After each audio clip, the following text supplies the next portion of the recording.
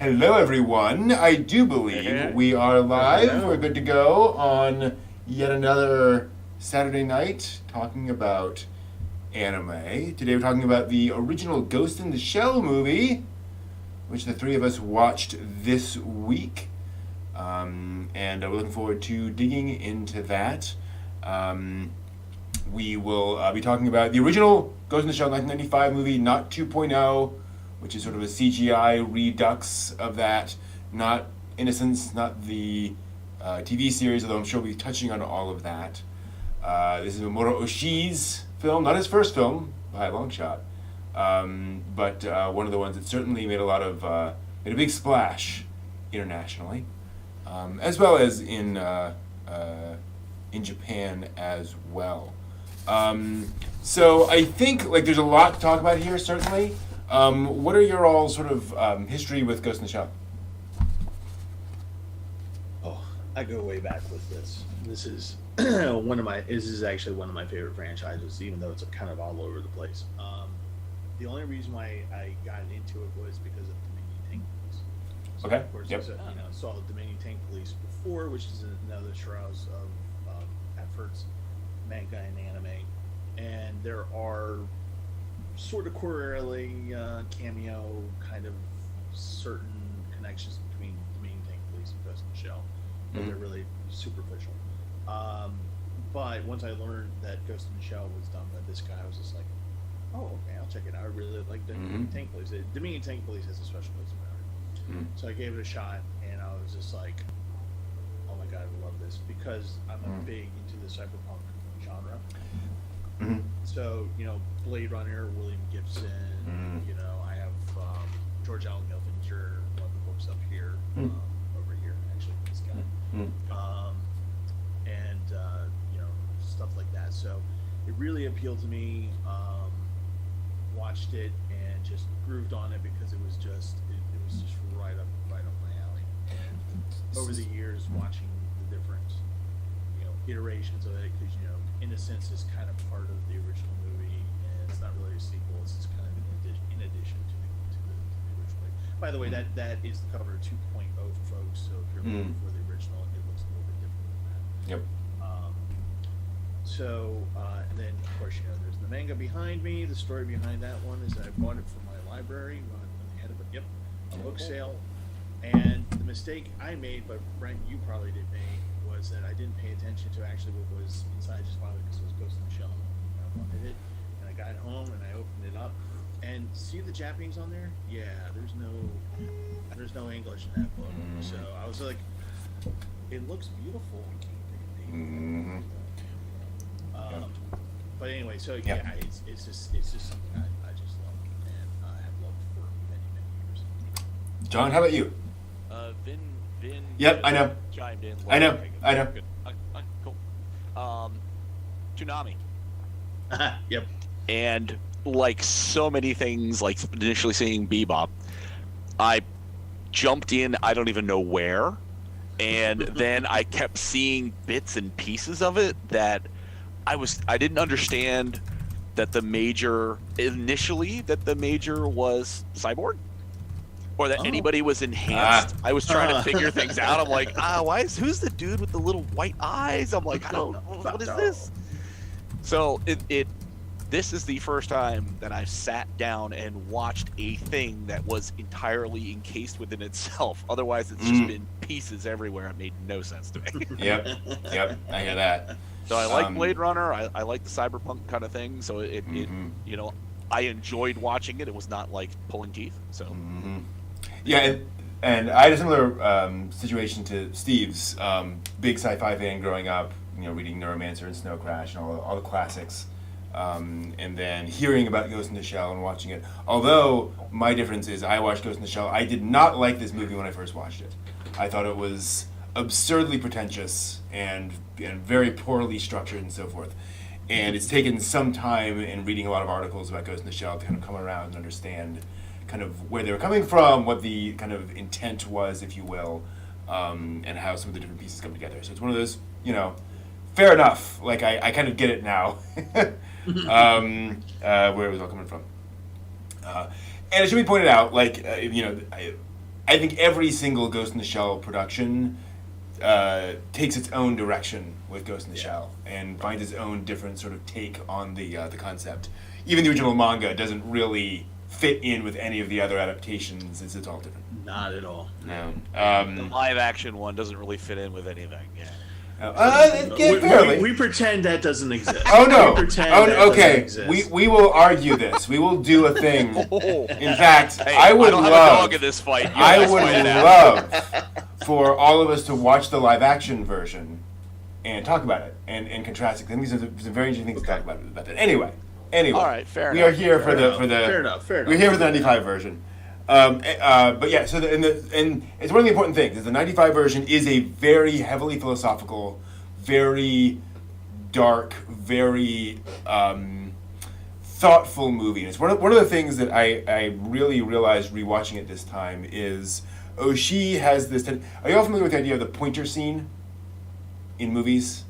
It's a thing I think George Lucas came up with, where he said, in any action movie, in any story, there's always one scene where everybody sits down and somebody explains the backstory of the thing you're trying to find. Somebody basically pulls out a chalkboard and a pointer and says, so you understand, there's a thing and here's a map and we have to go to here and go to there because this person's over there, whatever. Okay. There's always some scene like that. And it's actually, it's named, it didn't start here, but it's named for the scene in Raiders of the Lost Ark, where Indy and the FBI agents all sit down and Indy explains about the Ark and all that kind of backstory. Okay.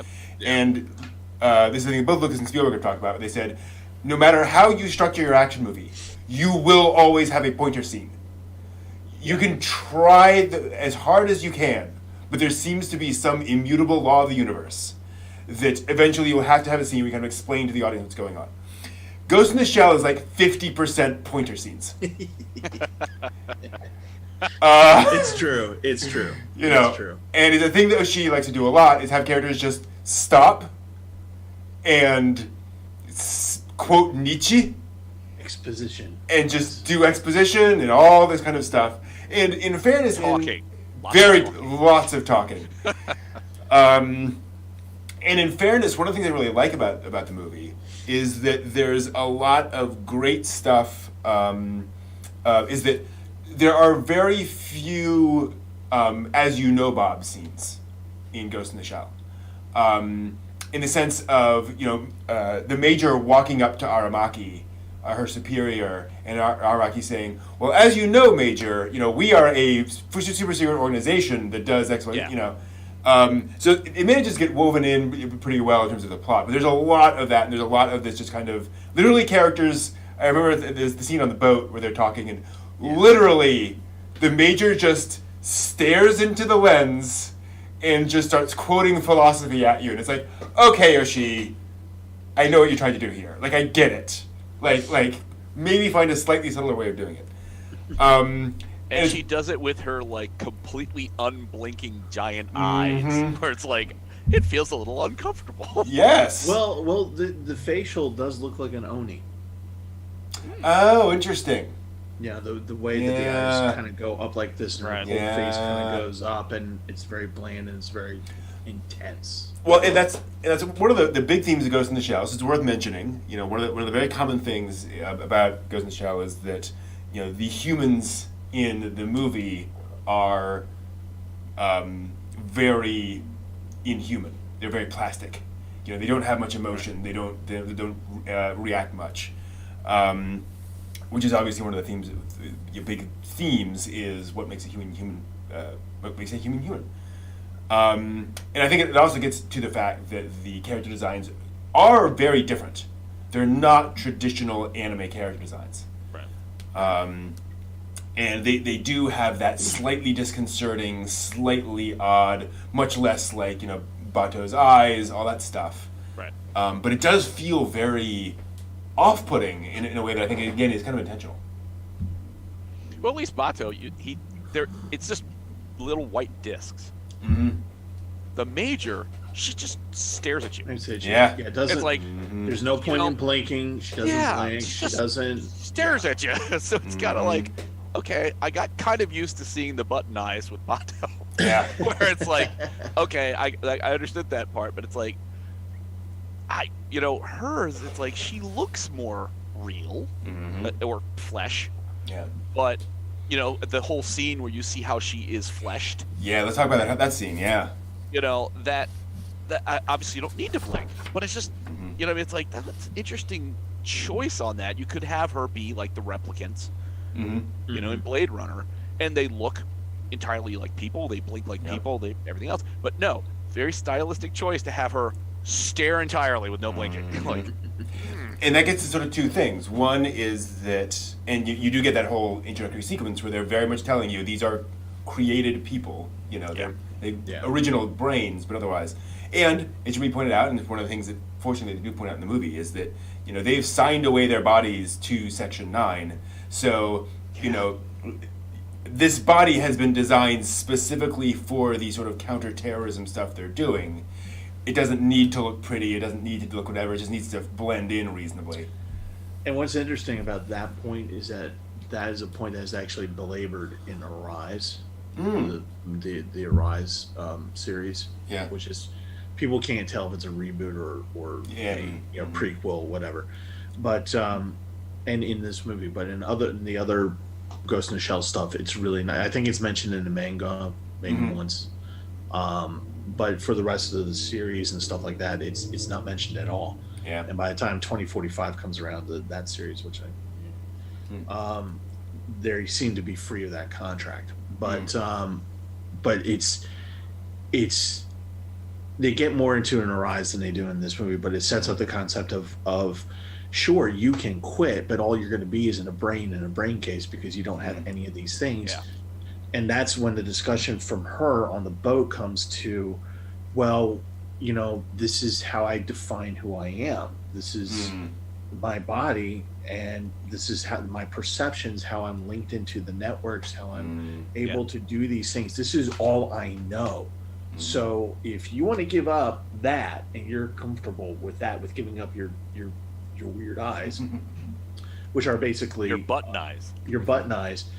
Then go ahead, but all you're going to be is a brain in a box, and you're not going to have a body which also houses your ghost, which is she is the closest thing that the anime comes to saying you do have a soul, you have a ghost, you have something extraneous, but it doesn't live inside your brain, it lives inside of your shell, it lives inside of your body. And that's what she's trying to explain to Bato, is that there's this other perception that you come to not be able to live without.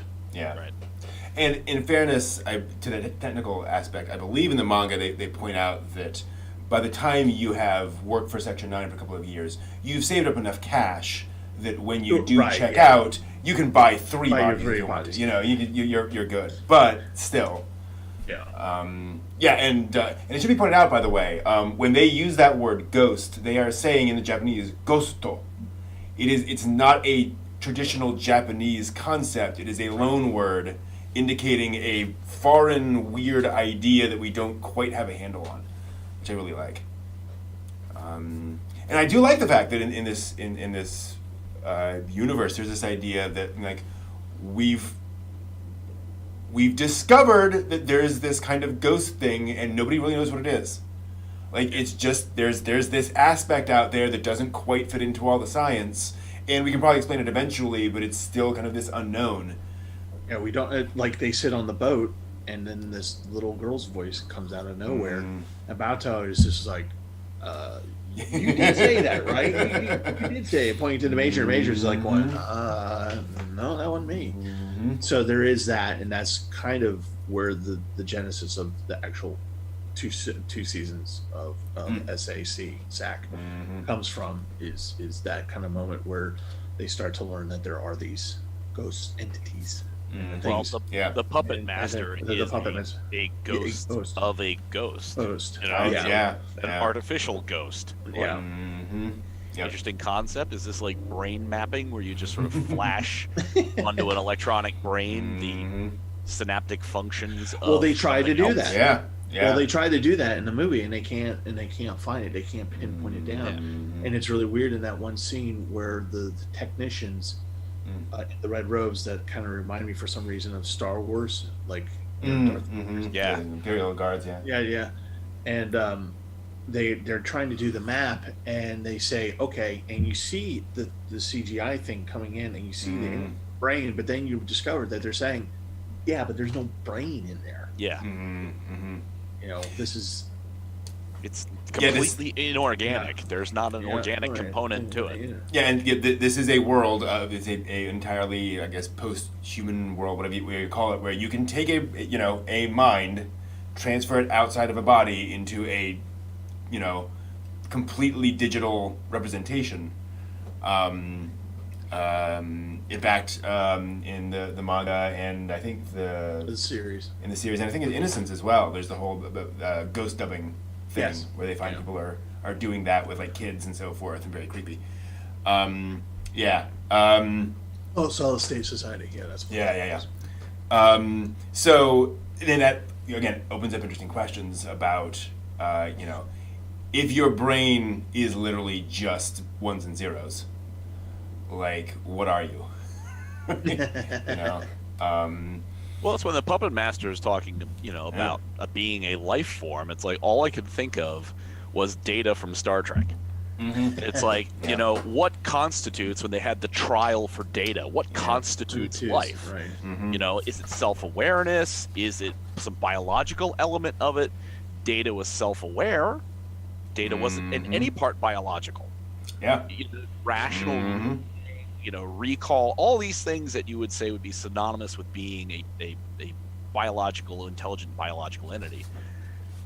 Data was, but Data was by no means at all biological. In the same way, the puppet master is a ghost of a ghost. There's not any biological function there. So does that constitute life, or does that constitute a glitch that you could shut off, reboot? Which is exactly what Section 6 says. Totally. Is the idea that, and I do love the fact that within Section 6, they're clearly like, we don't know. Yeah. Like, some of us think this, some of us think that. And in the end, we're just trying to kill it now. Yeah, exactly.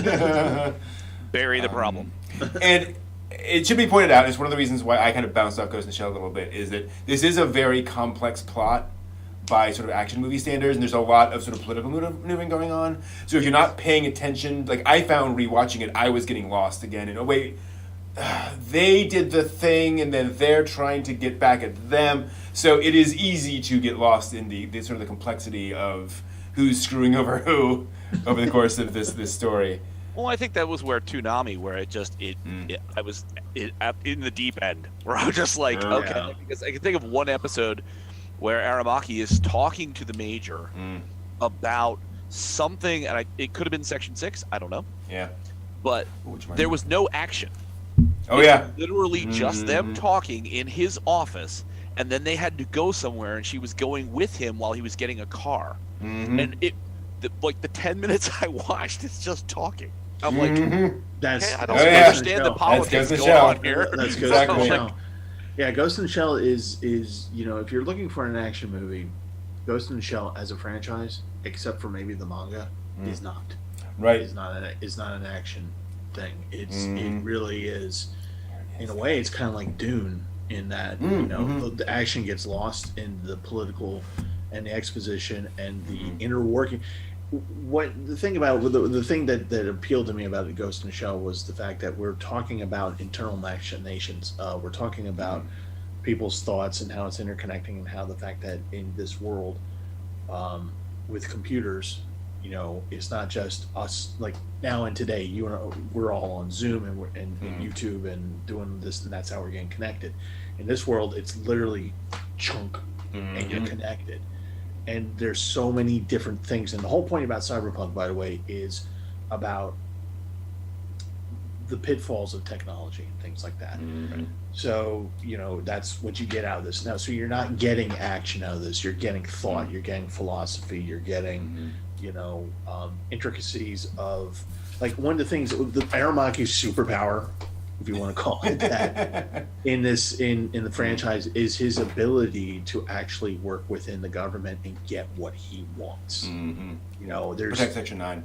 Protect Section 9. To use Section 9 towards his own ends, because Aramaki does have an agenda. Oh yeah.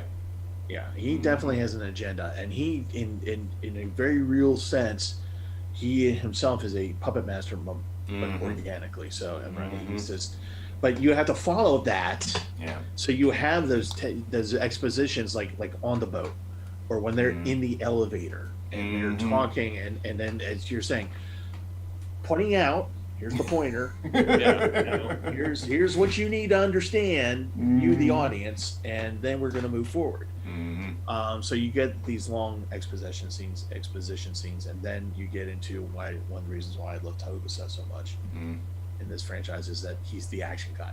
He's the least cybernetic person, but he's the most active. Yeah, I'm glad you said that, because I actually wrote down on here, I think Togusa is like one of the most proactive characters in the entire movie.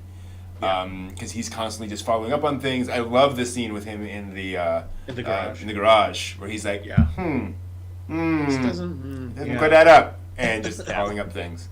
Like it too when they're driving, and the major just is like, "I'll drive," and just leans back and gets plugged in, and he's like, "Whoa!" He's like, "What are you doing?" And like, but she doesn't have, you know, I mean, it's not like, "Hey, hold on a second," you know. She reassures and it doesn't. She's like, "Nope, let me drive." Hooks in, and he's the only one who's reacting to that.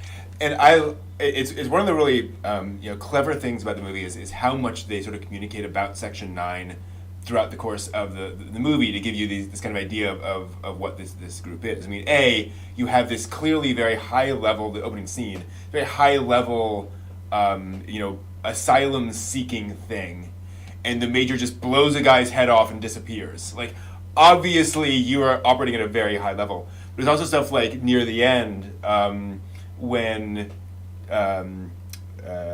the major is trying to rip the tank's hatch off, and fails basically, and is about to get destroyed, and Bato comes in and hits it and goes, "Sorry, I'm late. I had to go and grab this." And you realize she called in for backup maybe 30 seconds ago, right? And he's late.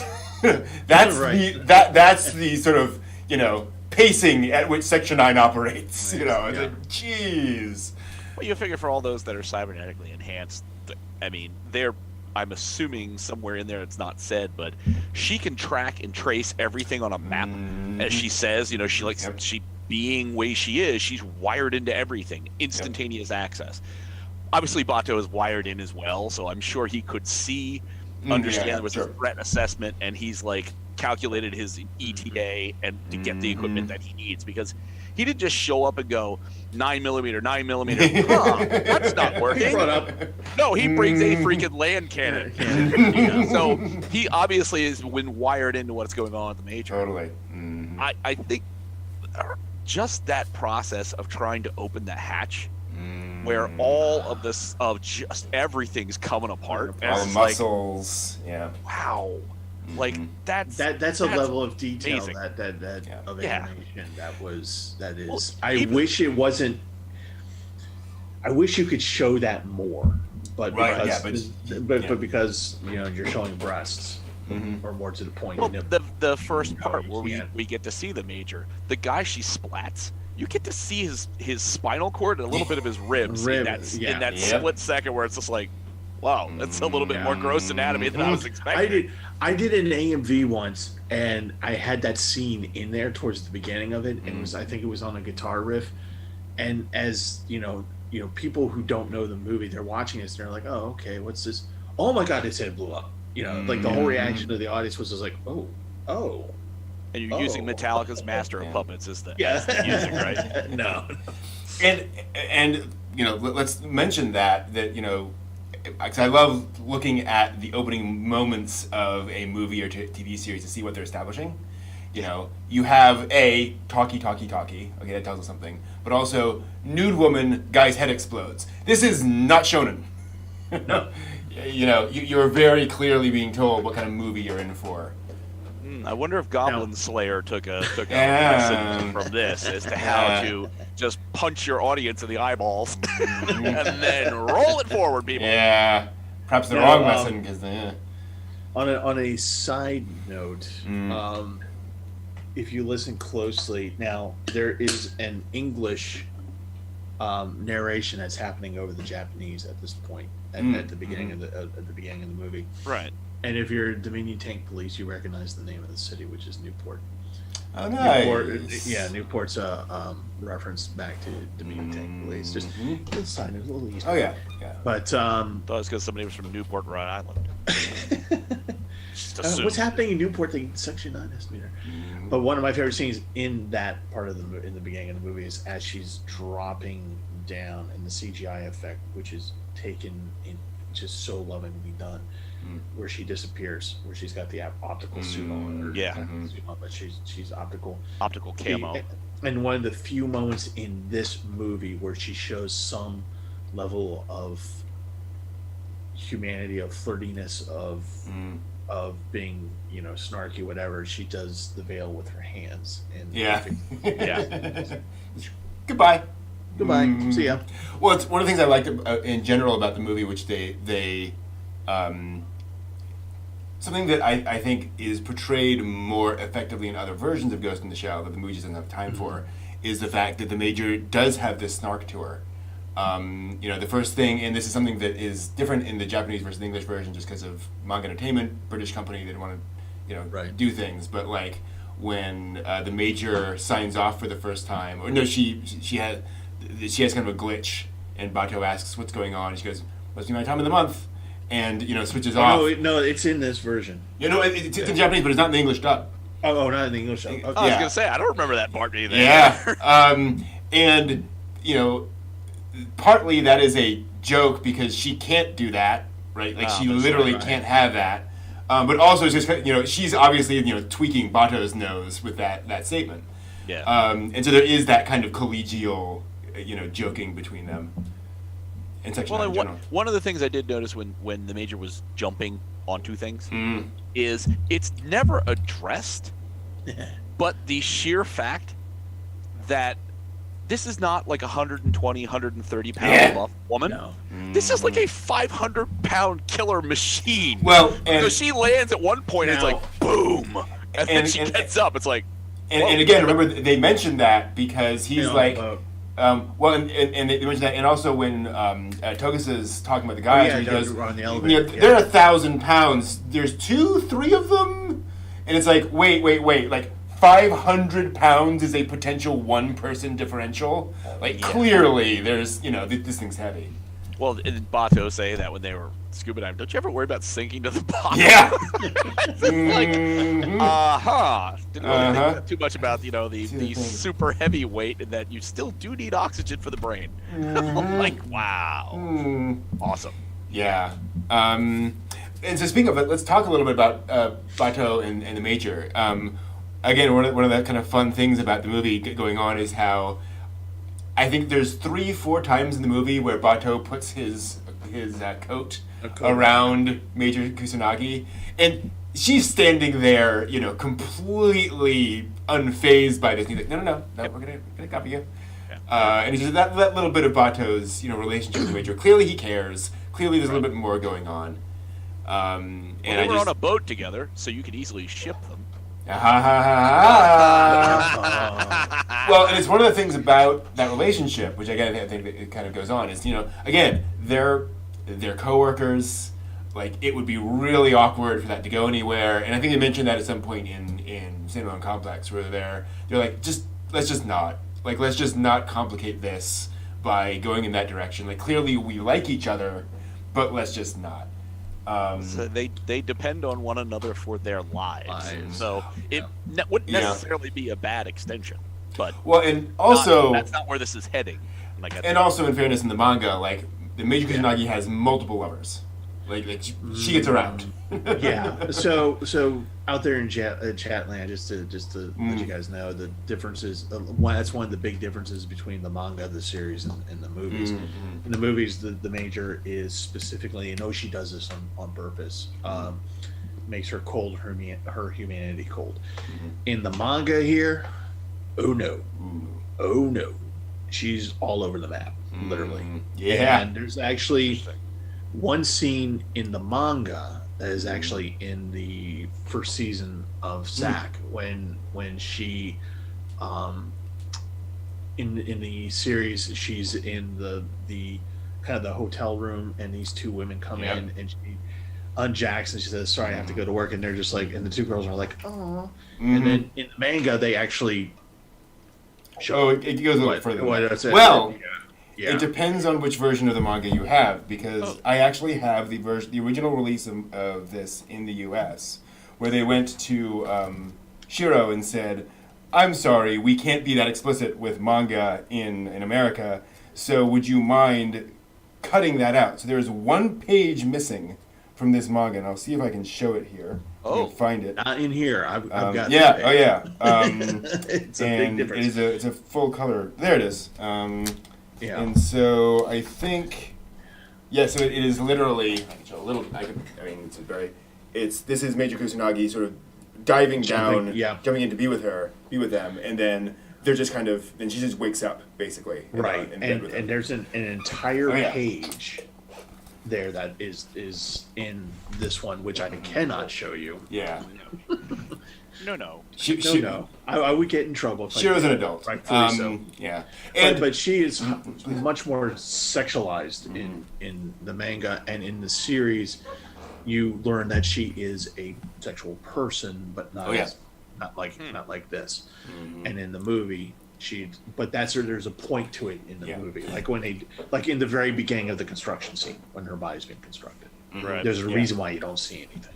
Right, and that's something that Oshii kind of establishes, is that she is, she is non-functional in that sense, but not in other versions of the character. Right. Yeah. Which, and again, is kind of that thing. Which I mean, I'd like to see the Bato and the Major, ship, but that's not really super necessary to get into the nitty gritty exactly of what's going on. It's not inferred. pertinent to the storyline. Yeah, there's one scene in the series where it's inferred, but yeah. And in fairness, from a dramatic perspective, it's like any anime, right? Like as soon as you cross that line, it completely changes the relationship, and it's kind of more fun to watch Bato be like, I can't really say my thing. I'm actually 14. To answer the question in the chat, the Major's age is kind of an interesting question. Every version of Ghost in the Shell addresses that differently, because she could kind of be as old. She could be any age. It's just data, so they can just give her a new body all the time. And in the movie, I don't think they ever get into it. She's just an adult woman. They don't get into the movie for Brent, you got it right. It's just, it depends on what you're reading, what you're watching. But generally speaking, but the interesting thing is that one thing that does spread through some of the series in the manga is when Bato, it's kind of like almost a running gag, when Bato has to replace her body. He does so in different ways, in different, he does it multiple times in multiple storytellings. But each time, and by the way, he gets it wrong each time. Yep. But there's one manga series that was written where he does it, and he thinks that he's getting a female body, but it's really an effeminate male body. That's in the manga. That's right, I wanted to pull that out. Yeah, because he goes,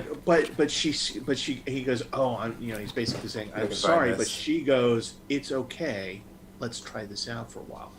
And one of the things that you get throughout the different series is that not only do you not know how old she is, you kind of don't know what her original gender is. Yeah. Oh, that's an interesting twist. Right. Okay. Yeah. She just is an individual. And in the movie, and the reason why that's such a big deal in the movie is that, when they're doing the construction scenes, they don't give a explanation as to why they're making her female. There's no exposition on that, but she's female, but there's nothing there that she can do with the body, so to speak. And so she's definitely a woman, but there's no femininity. There's no there's no outwardly, any feminist type of thing. There's no non-feminist type of thing. She just is. And that's kind of the whole point of the movie is, what are you? And she's kind of having problems with that, processing that through the movie, and that's where the ghost comes in. And to the point we talked about earlier about Aramaki being sort of a puppet master himself, is that kind of has hints on that. You'll notice that you have this little bank of android girls, who are all of these identical ponytailed 25-year-old androids. And they're all androids, by the way. That is also a Dominion Tank Police reference. Right. That is a character in Dominion Tank Police. And Shiro just loved the character design and just enjoyed drawing the girl and brought it over. And then sort of retconned that Aramaki also just kind of has a thing for that, that android model. And so he's like, I run a division of the government. I can just order 5 of these, and that's just what he does. Literally. Yeah. I mean, but it does kind of get into some of these interesting things of, you can imagine a Section 9 that says, we want, a Section 9 that contains this mix of male-female, so that if this character goes undercover in this situation or in this situation, we have these sort of assets and these different things for different people. If we want to be able to, have somebody seduce a heterosexual male, we need women we need female bodies on the force. And it gets into all sorts of elements about, well, what does that, okay, right. what does that mean? So yeah, it's an interesting aspect around just kind of, you can kind of be anything, so what does that make you, right. if anything? And that gets a lot of the themes, the kind of symbolism that we see over and over and over in the movie. Obviously, dolls and mannequins show up all over the place in the movie. Again, in the manga, she just wakes up in this like adult rocker's body, which is long hair, and this is specifically like a girl in this very like doll-like dress, indicative of dolls. I also really, and I didn't notice this this time, is that when the Major is doing that whole walk through the rain, where there's like nothing happening, she's just seeing all this imagery. The non-human things she sees gets less human as the scene continues. So she sees like another version of her, like sitting at a cafe somewhere. Right, yeah. And, that could just be somebody else with the same body. Again, multiple copies of this body out there. And then we see store mannequins. And the last thing we see is like a half mannequin. Like just, a torso, basically. Plain, faceless, and just androgynous. Yep, and we're just kind of, and it kind of mirrors, presumably, what's going through the Major's mind of, what am I? Am I just kind of this replaceable thing? Right. And similarly, we get all the reflection of the water. I actually noticed that scene where the terrorist is running away, and he stops, and we see the like rivulets of water in there, and I was like, "Oh, Beautiful Dreamer, Urusei Yatsura." That little shot. He's sort of bring it forward to his audience, saying, "Hey, here's the thing. Remember that?" If somebody fell into a puddle, I was going to be like... Exactly, yes. I'd be like, no, I'm not doing this. Where's Lum? What's going on? Speaking of references, and by the way, when I say he's pulling it forward, I watched an interview with Mamoru Oshii where he literally pointed at the scene, a few shots later, where the Major does that sort of spinning kick to take him back down. He points and he goes, "Virtua Fighter." And he goes, "I was playing a lot of Virtua Fighter at the time, and that was the finishing move of my favorite character in Virtua Fighter." Oh, wow. Yeah. That's cool. So he is not above putting things like that in his movies, right? Like that's not, not crazy. So you see that kind of stuff over and over again. Again, water's reflections, characters seeing themselves in mirrors and in glass and so forth, which I think is, granted, and again, I think it's one of those things. There's the Kuleshov effect, I think it's called, where when those Russians were doing early studies into film, and they found if you show a shot of like a meal and then some person's face, people will say that person's expression is hungry, and if they show a dead person and then this same shot, people will say the person's expression is horror and whatever, and whatever you show somebody. And you show somebody a face, people will take what they have seen in sequence and kind of apply that to the person's expression, as long as the expression isn't particularly strong. And because Ghost in the Shell has a lot of neutral faces, there's a lot of that projection going on in the movie. And I think there is a tendency of Oshii to throw a lot of symbolism and imagery into a movie without necessarily tying it together. The Basset Hound. Yeah. Yeah. This is a picture of my daughter. No, it's you and your dog. Yep. You know, like, and then the dog's on the overpass. Like, Right. okay. And that's how that's when later on, when the puppet master, when they're talking, and he talks about being so vastly created by the information in the network and how easy it is for him, she, to use data. She is literally seeing on the boat when she's looking up the Basset Hound, the guy's Basset Hound, and you realize that's the Basset Hound, because in the picture he's walking near what looks to be water, and a dog is on a leash but you don't quite see the woman. Yeah. You realize that's the dog. That's the dog. By the way, the dog comes back in Innocence. Oh yes, very much so. Yeah. Yes. Yeah, dog's a big thing in Innocence. And Oshii uses Basset Hounds constantly. It's in Avalon, I think. It's in a bunch of movies. And personally, I think the Basset Hound is one of those things that Oshii put in, again, for kind of that symbolism, that imagery of, okay, here's a thing that I can implant in your head, can also be in the real life. But I think I've seen people, write long essays about the exact meaning of the placement of the dog on the image and all that kind of stuff. And I'm not sure that Oshii means it that seriously. I don't think, I think he's putting in some of those in imagery, but I don't think, necessarily like subdividing things down into every individual line and what all that means is necessarily where he's going with all that stuff. Oshii loved Buster Brown shoes. There were Basset Hounds in his life. He's into small hunting dogs with floppy ears, Yeah. No, well, not really. when they're doing that entire sequence that I love, where it's just the boats going through the city, and you're being shown like very old things and new things converging on each other. I mean, when you stop and think about it, she's riding on a boat, and just above her is technology, cars, subways, helicopters, planes, all this different stuff going on. Meanwhile, down here, you got this rickety stuff going on.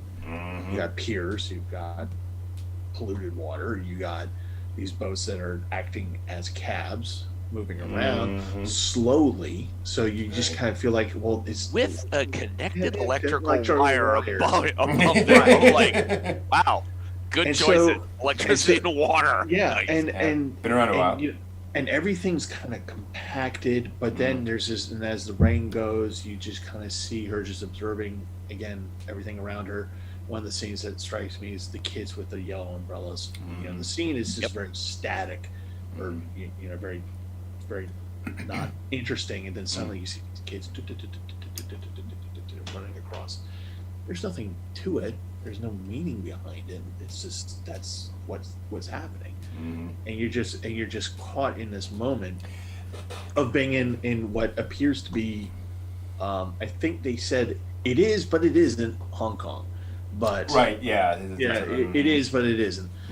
And you just go through this whole scene, and you're just like, and to me, just personally to me, I think that's just the way of another point, kind of pointy thing going.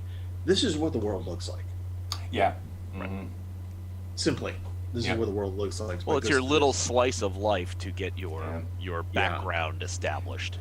Speaking of which, I just watched a whole thing on Nausicaa, the Valley of Wind, and all of the stuff that is implied in the visuals of that movie about the technology and the way people live, and how Takahata really disliked the movie when it came out because of how it did not present these aspects of real life, but that's a whole nother thing, which I'll get into later. Wow. But it's fascinating. Because I think you're absolutely right, Steve, and Oshii is a very visual storyteller.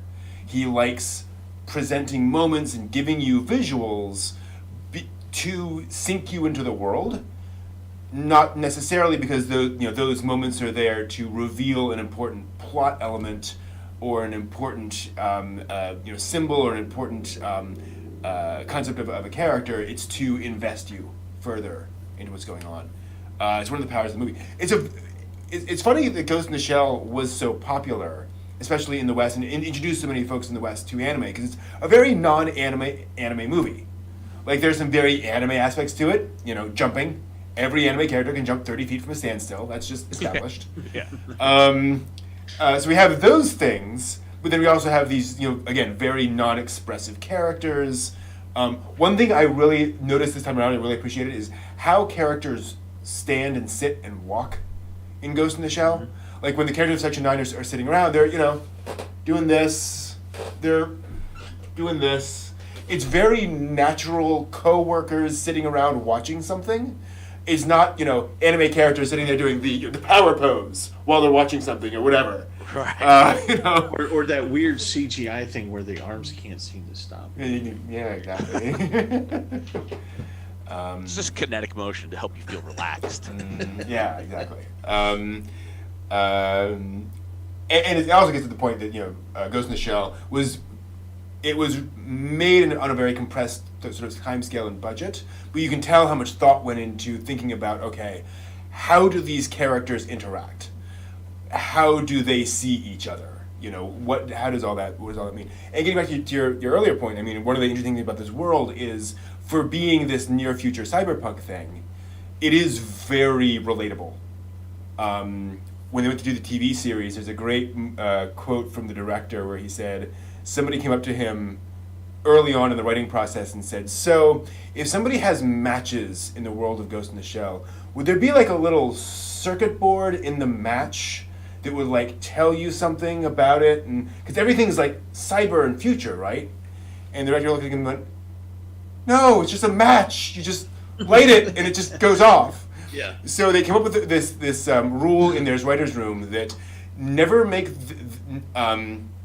it look so futuristic that you don't know what a doorknob looks like. Right. Right? Like it's future, but it's not, unrecognizable.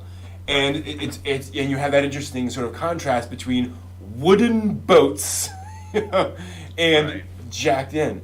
And also, to that point, I think the city is kind of its own antagonist in this movie. The city is constantly presented with these hard lines, these harsh lines. Heck, that the city is what is being used against Section 9 when they're going trailing after the trash truck. Yeah. It is sort of this antagonist, very much in that cyberpunk, element of, here's all this technology, is it necessarily a good thing for everything? Well, it's also nice to see that you've got, in a lot, this is a movie versus an anime series, but in a lot of anime series, the world is completely scrubbed clean. Yeah. You know what I mean? And like, there are points, anime series, that where they want a dirty world. This is a dirty world. Yeah. The guys in the garbage truck trying to feel under that phone, you're looking at the underside of that phone, and it's gross. Yep. I mean, everything around that, it's not a squeaky clean cybernetic future where little sweeper robots come everywhere. Right. Yeah. Astro Boy, this is not. Right. The garbage truck, how much more old school do you want? Yeah. You know what I mean? Right. Why wouldn't you have an automatic garbage? Nope. You got two dudes cruising along in an old style garbage truck. Yeah, and they have a schedule to keep, and they're being timed and stuff like that. But one of the things that always makes me laugh when I watch this movie, especially living in a city like Baltimore, where I can look out my window on the alley here and actually do see that guy in the boxers and the wife beater with the garbage and going, I missed the truck. Can you take it to them? Yeah, right. Like, dude, that's random. It smells. It's like, daycare in Calcutta. Please help me. Yeah, no, absolutely. And it should also be pointed out,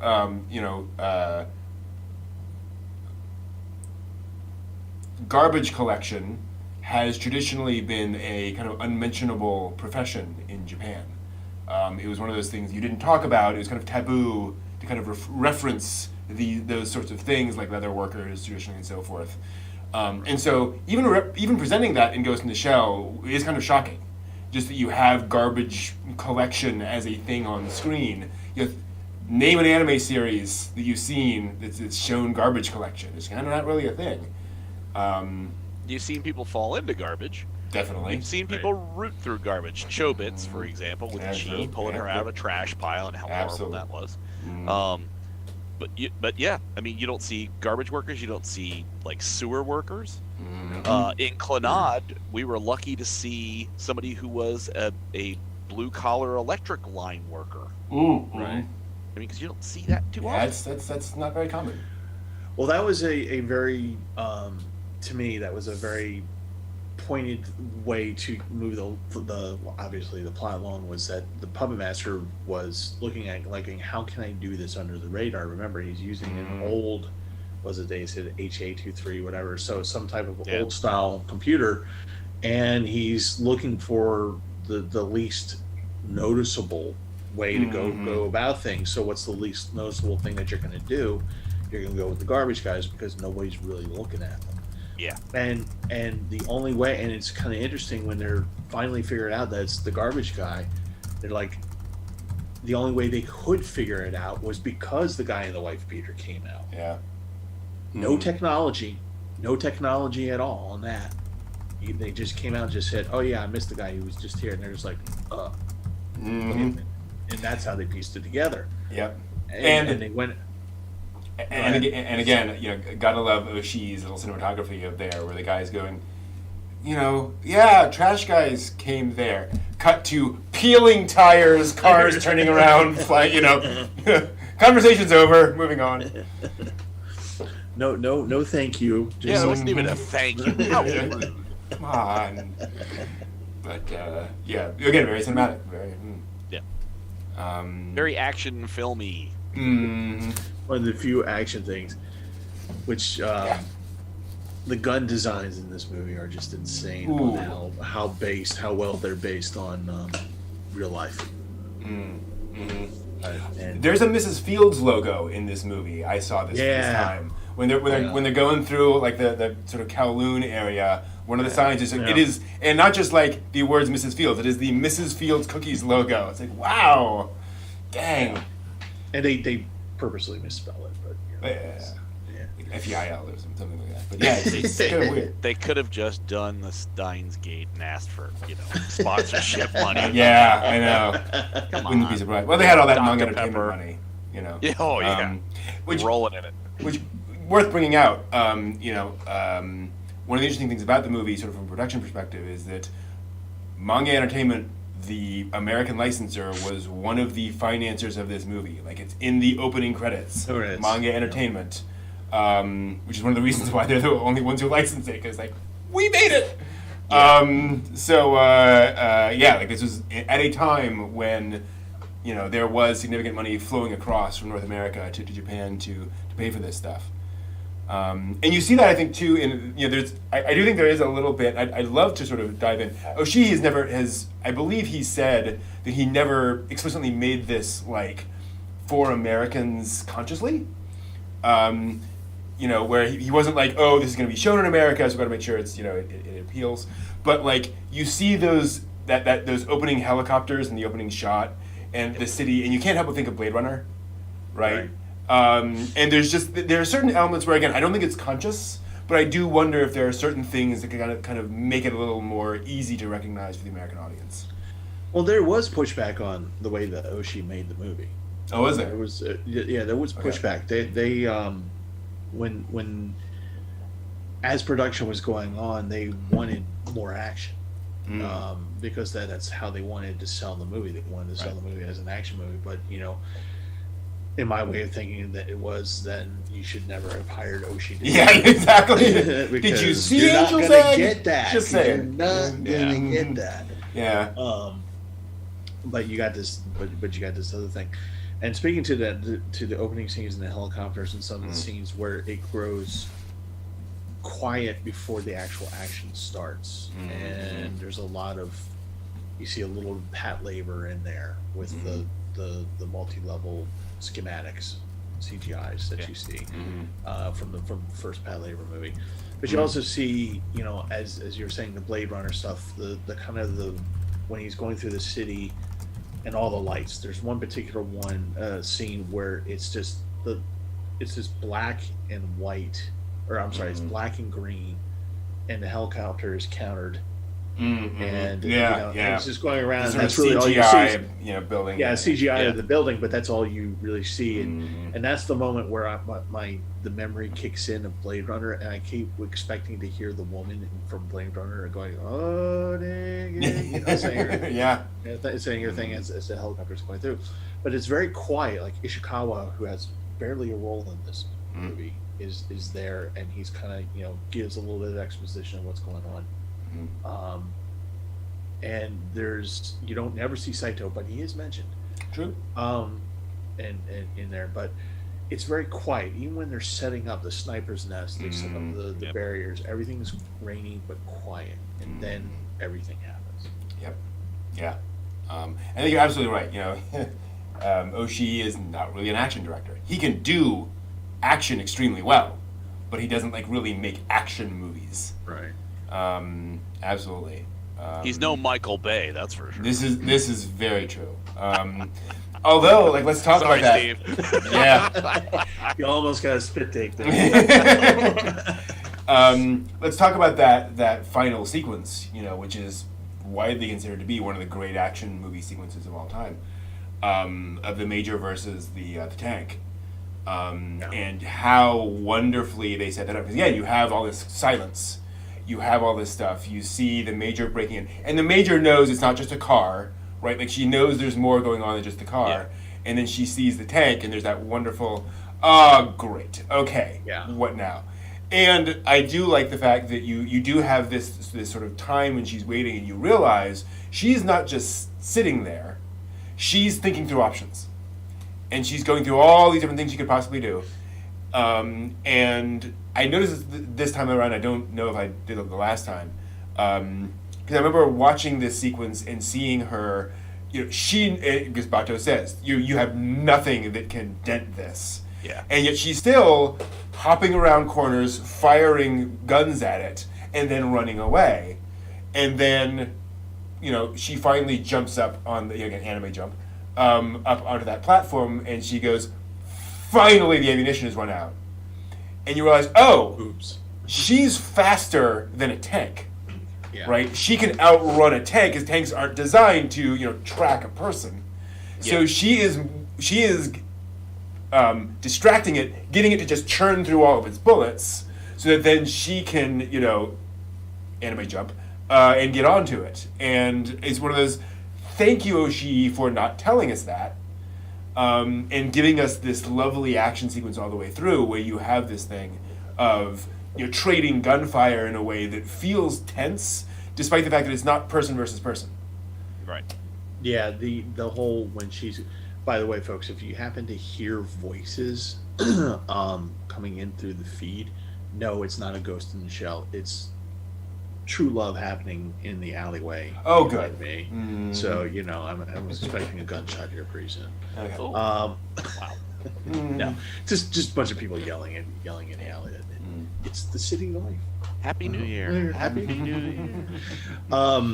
No, that I love that. That's another scene that I really love throughout this whole thing is that this one action scene is amazing, because you're right. She's going through the options, but she's not talking. Mm-hmm. The most you get is Bato saying, "You don't have the equipment to do this." So she's going through it. She's opening up the case and she's looking through it. And she pulls out the FN 209, and she opens it up, and there's this totally unneeded but wonderful 10-second sequence of her rejiggering doing a mod on the gun on the fly. I mean, that's just amazing. Doing a mod on the gun with a tank right behind you, right? Mm-hmm. So she's doing a mod on the gun so that she can do more effective firepower. What she's doing is that she's making sure that she can eject the barrel when it gets hot. Yeah. That's so when you see the scene of her doing this and something falls out, that's actually the barrel coming out. That's one of the reasons why I say the gun design in this movie is just weirdly accurate. and by the way, Togasa's gun is a real gun. Oh, cool. It exists in real life. Cool. It's called a Matsuba. It's made by Italians. Yeah. I could go on forever about why it's constructed the way it is. Anyway, but more to the anime. So when she's running around and she's trying to draw the fire, she takes out one of the Gatlings on the tank, and so she's able to. That was her goal of doing the mod, is to take out the one Gatling. She's trying actually to take that Gatling out, and she's trying to take out what she can, which is the guy in the car. And so she's going around. Then you have that wonderful scene where it's just tracing her as she moves. And do you recognize from the Angel's Egg the fossil on the wall? Yes. You recognize when it the blows tree away of the life, tree of right? life. And goes and stops at Hominid. Yep. Stops at Hominid.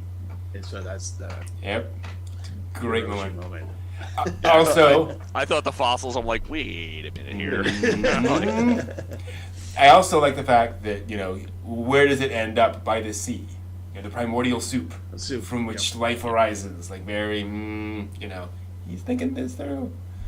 And then and again, like you say, you have this lovely gunshot thing, and then it kind of culminates in this amazingly animated sequence of all the Major's, basically the Major's body getting pulled beyond its possibilities. In fact, I think I can see if I can find this image in the manga, because he actually talks about that in the manga.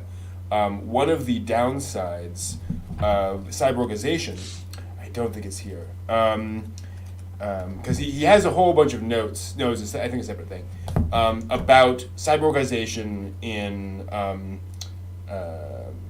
what it can or can't do to you. Because the problem is, let's say you have a cyborg arm, and just a cyborg arm on your regular body, all grafted on, it all works, it's all fine. And then you try to contract that arm at 500 pounds or whatever. Guess what happens? It rips out of your body. Tears itself off. Because your body can't take that.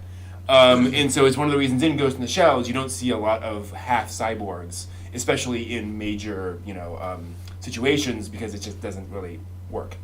And that's why you see the designs in other anime of why they're so, like, some of the cyborgs like them are not obvious cyborgs unless like when you look, unless Batou didn't have his button eyes, you wouldn't know he was a cyborg. You wouldn't know that the Major right off bat that they were cyborgs. But in the series and other places, you see how they're like so almost steampunkish, like design and big and awkward and things for that purpose, because it really does follow the physics. It's kind of like Gundam in that way. It says, here's the reality of the universe. So we're not going to mess with that rule.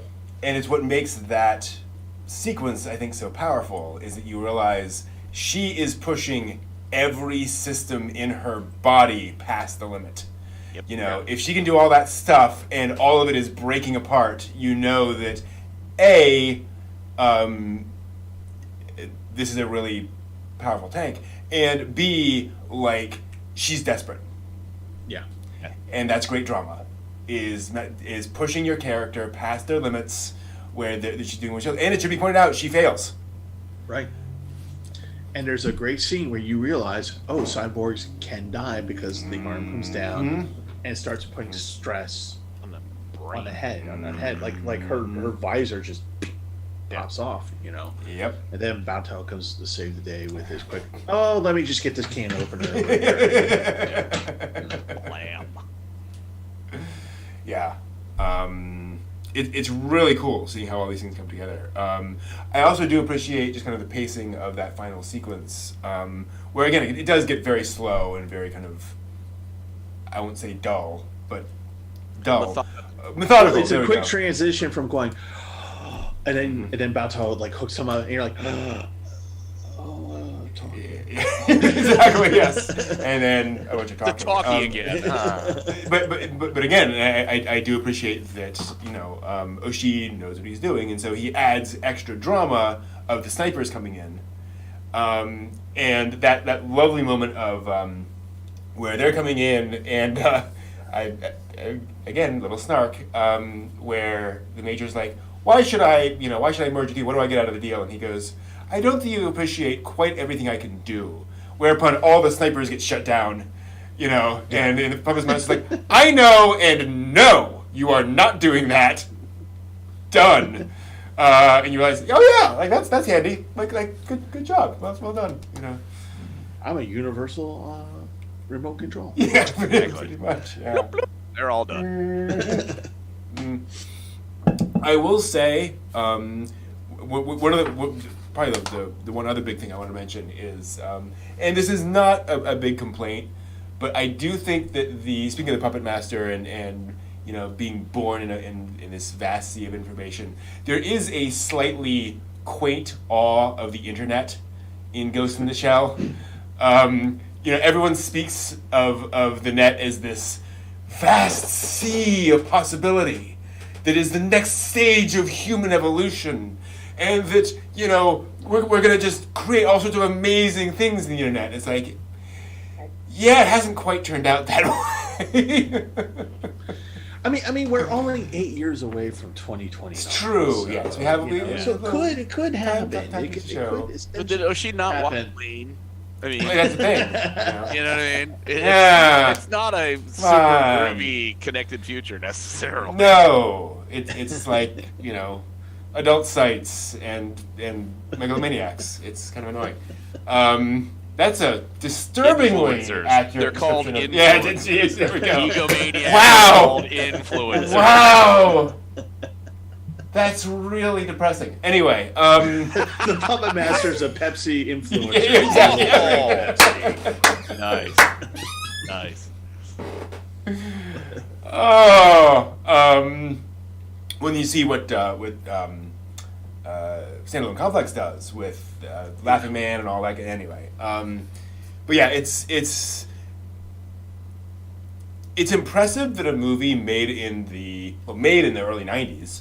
Came out in the mid-90s, holds up so well in the modern day, despite being this cyberpunk near-future story. There's a lot of cyberpunk that hasn't aged well, and this feels still prescient and relevant, as kind of obvious it can be at times, kind of preaching at you.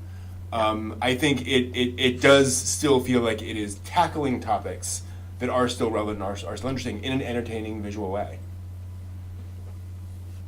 Yeah. The whole point of the movie, just saying, who am I? Am I life? How do I go forward in life? The puppet master is, you know, has one of those things where it's just like, I'm basically immortal, so I can't really be a life form unless I die. So he's allowing himself to die. Remember, he switches the major and himself, you know, and then switches them back between the bodies. And but you know, one of the things he talks about is replication, and they talk about, you know, she goes, well, you can just make a copy of yourself, and he says, like, no, there's no diversity in that. That's why I'm talking to you, because you're right now. What's unsaid is that the major is he says one of a kind, meaning that she's more connected to things like he is than anyone else, and that may be why she doesn't have that humanity. He's questing the humanity.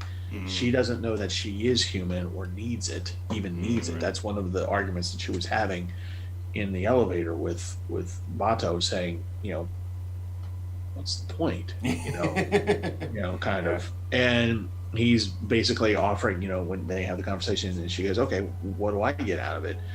And he's just like, you get everything, you know, you get everything, and you're able to then go into the computer. Anytime you die, you're going to spread out what you are, and then something else is going to hook onto it, and that's going to create this new life, the new ghosts. And so that's what he wants. He wants a legacy, but he understands that he has to die. And by the way, when I use the gender, that's because they have that 5-minute explanation of why they call him a him. But you know, he's just like, you know, he doesn't have really any bad feeling about dying. You know, it's not like I want the full experience. He just understands that if you want to be a life form, you have to go through this cycle. Or that's what Oshii is trying to tell you, is that in order to be life, you have to go through the cycle, and you will live on in a different form and variety, and push on. And your goal, the goal of man, is to move into the future by spreading yourself out as much as, this sounds horrible, spreading yourself out as much as possible. But the idea is through your genes. You know, if you have 3 kids, then the tree of life, final fight scene, the fossils on the wall, you know, evolution of forms. Yeah. Again, not necessarily subtle. Right. But it's and that's what, you know, makes the movie not an action movie, is that it's really not, you know, there's action in it, but it's really about trying to figure out what this thing is, and the fact that, and this is one of those times where you figure out the Americans are not the good guys. Yeah, true. in the franchise, the Americans are never the good guys. No. And you kind of get that idea, and like you said earlier, you know, they're just like, we made this thing, and crap, something happened, and we tried to isolate it and kill it, and Section I, can you help us out? But yeah, it's just you know, just this, the whole life thing, and then the whole life thing. The whole life thing. The whole life thing. Wow. Whole life cycle. But then it ends. The movie ends on a note where she's a doll. He saved the head, right? A little macabre there, right? Yeah. Saved the head, and he goes, it's the black market, and this is what I could get with the money I had in my pocket. And he's just, and she's just like looking at her body, and she's just like going, okay, you got to explain this to me, right? You know, everybody has a goth lolly doll laying around, right? You know, what's going on? But then you see more of the him and her, you know, the relationship, professional relationship, and also personal relationship, and then it ends with her saying, "No, I'm not the major anymore. I'm part of the major, and I'm part of this. So I'm something different, and I'm going to have to go out in the world and figure it out." And let's point out, just going to get back to the earlier point, in that scene, Bato's reaction, where he's like, I lost. Yeah. You know, like, she's done the deed, effectively, you know, with the puppet master, and all right, well, you know. Yeah. Oh, darn. Yeah. Yeah, and he was just like, well, the keys are in your front left pocket. And at which point, that's when, like, you know, the rational part of your mind that lives in the normal world that kind of goes, wait, a 12-year-old driving a car? No one's going to pull her over? Well, not in that world. And that's the other thing, again, in this world, you know, you can just go, well, actually, here's my ID. You know, you just swapped into you're 102. Okay, got it. You're doing the Gothway thing. Okay. Yeah. Right. No questions asked. Yeah, I would imagine when she jacked into driving the first time, that when she hopped in the car, she jacks into that. Probably it authenticates your ID and your age. And you know, there you go. Yeah. What's the Jameson, the CEO in Standalone Complex? There's just a little like box with like spider legs. Yes, and he's he's with the little flags, Japanese flags. The dude from Texas with the Texas accent going, "I love Japan. I want to be a robot," and it's just like. What? Yeah, he's basically just a brain in a box who runs around. Box. Yeah, it's like an aluminum box, and he talks at some point about how it's more convenient. Like, I'm just this little 1 foot thing. I can go all over the place and all that kind of stuff.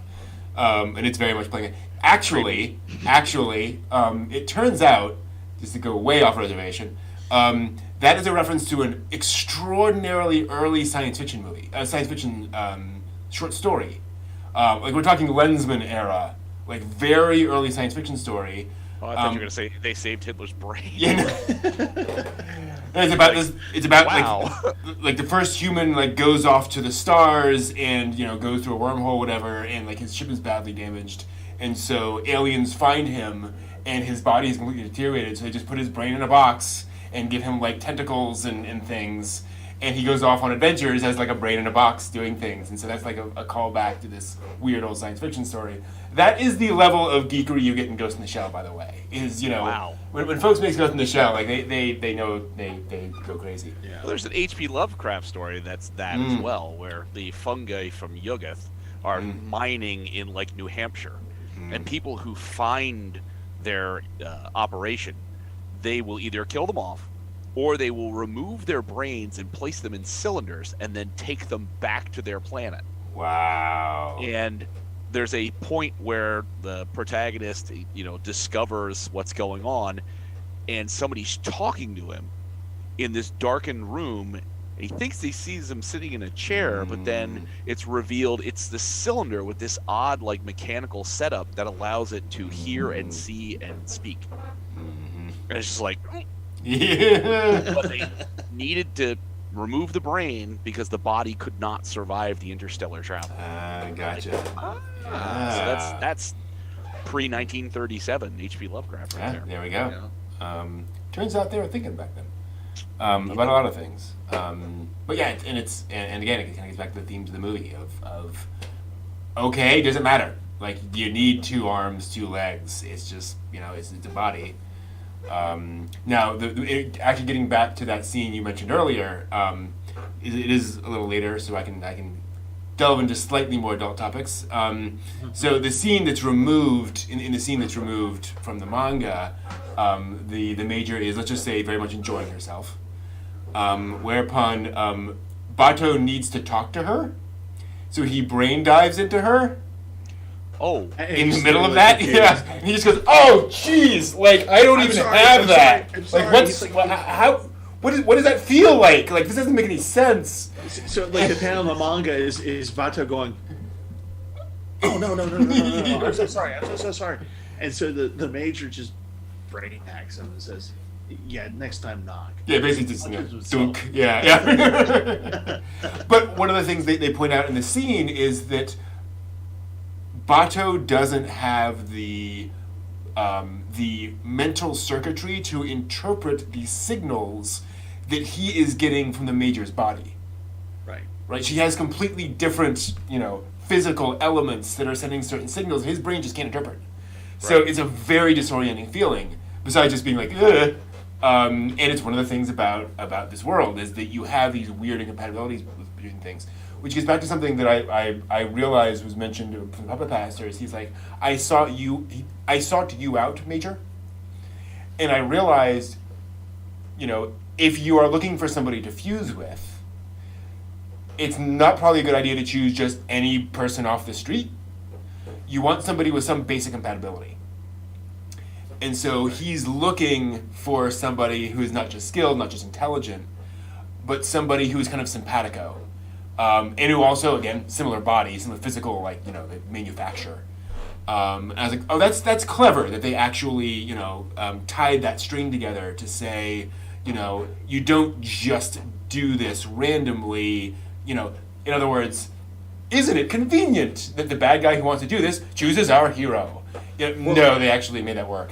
Well, and they allude to that towards the beginning when you discover how badly the people who are taken over by the Puppet Master are changed. Mm-hmm. The guy who thought that he had a kid and a wife who's divorcing him, and it's really just him and his dog who's been living in the same crappy apartment for 10 years, and he starts crying because he doesn't want these memories because they're hard. They're hard memories, but it's what the Puppet Master wanted him to think so to be able to get through what he needed the guy to do. Mm-hmm. And the guy says, "Can I get rid of these memories?" And Tokusa says, "I'm sorry, we just don't have the technology to really be able to do that." Mm-hmm.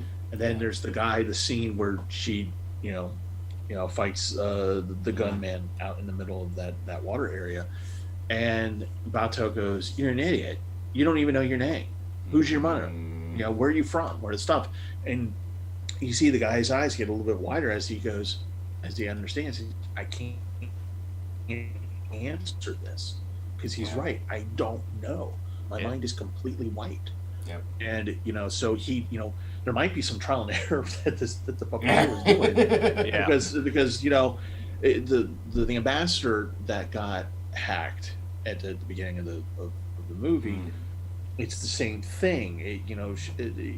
She's kind of damaged because of his interruption and getting in there and changing things, and because they're not compatible. It's kind of like when you try to put something, like when I tried to put something on my old laptop here, it's just like yeah, it's not going to work. And by the way, we just blew out about 1 gig of your memory. So all those photos from that trip you took, bye. Yeah. You know, it's kind of like that almost. Mm-hmm. Yeah, absolutely. No, it's really interesting. Like, there's a lot of elements around like just basic identity, you know, that tie into all that kind of stuff. Yeah, anything else you wanted to mention, by the way, about Ghost in the Shell before we move on? I like the fact that the manufacturer of the shells is just called Megatech. Megatech, yeah. Megatech. I'm like, wow. Boy, you went super generic on that. I was expecting something like, you know, Tachikoma Heavy Industries manufacturing concern. Like, no, it's just Megatech. Like, Megatech. Awesome. Here it is. I think that may be a Dominion tank thing. I'm not sure. Okay. I have to look that up. But you know, two things, because I decided I'm going to get into the gun design of I'll keep it short.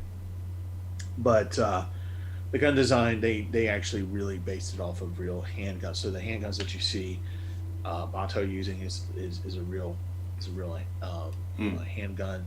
What Section 6 is using is real. The sniper rifles that were being used in the helicopters are actually based off of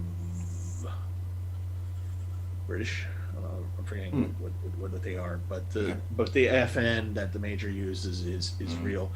And like I said before, Togas's gun is real. As a matter of fact, you can actually buy a resin replica online of Togas's firearm. Nice. And the thing about Togas's firearm, you notice how it's blocking on the top. That's an actual.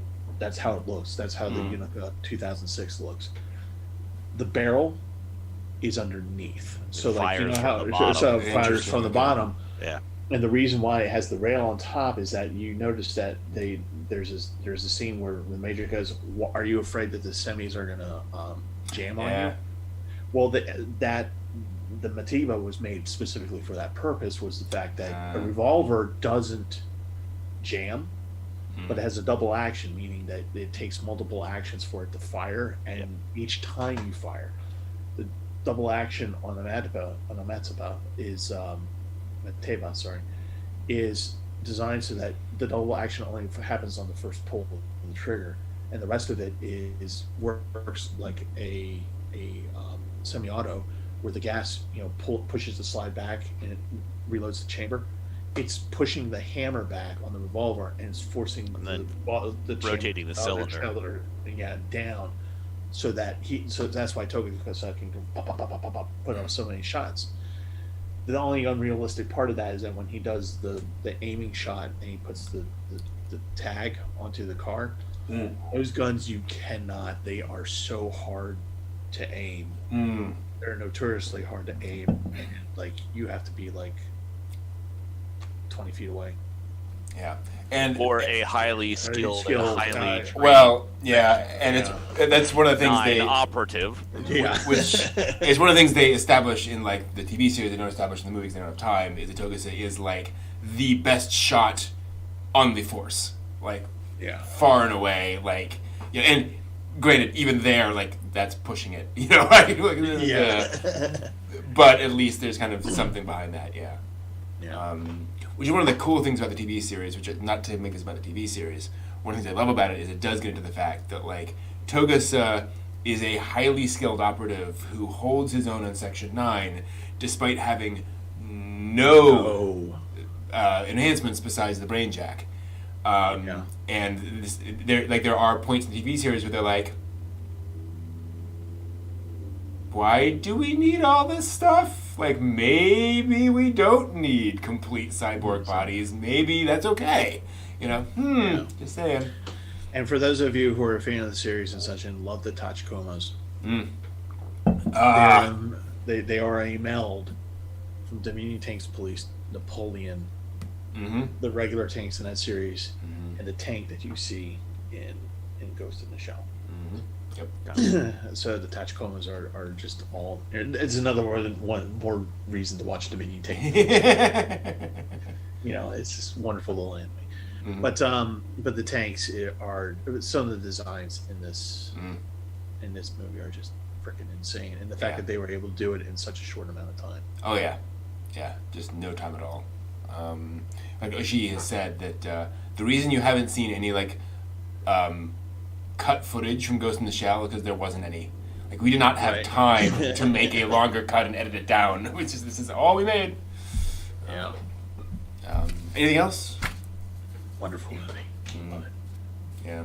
It was good. I enjoyed it far more. No offense again to the Toonami's bits and pieces that I've seen, but the Tachikomas seemed like dogs. Like they were this fun. The dubbing voices they gave them were all like so cutesy and stuff. Well, that was what's her name from Tenchi Muyo. Oh yes, Sasami's like every child, every young girl, voice actor in anime voiced Tachikoma. Ed is one of the Tachikomas from Cowboy Bebop. You haven't gotten to the end of that season though. Oh god. I can't say anything. Yeah.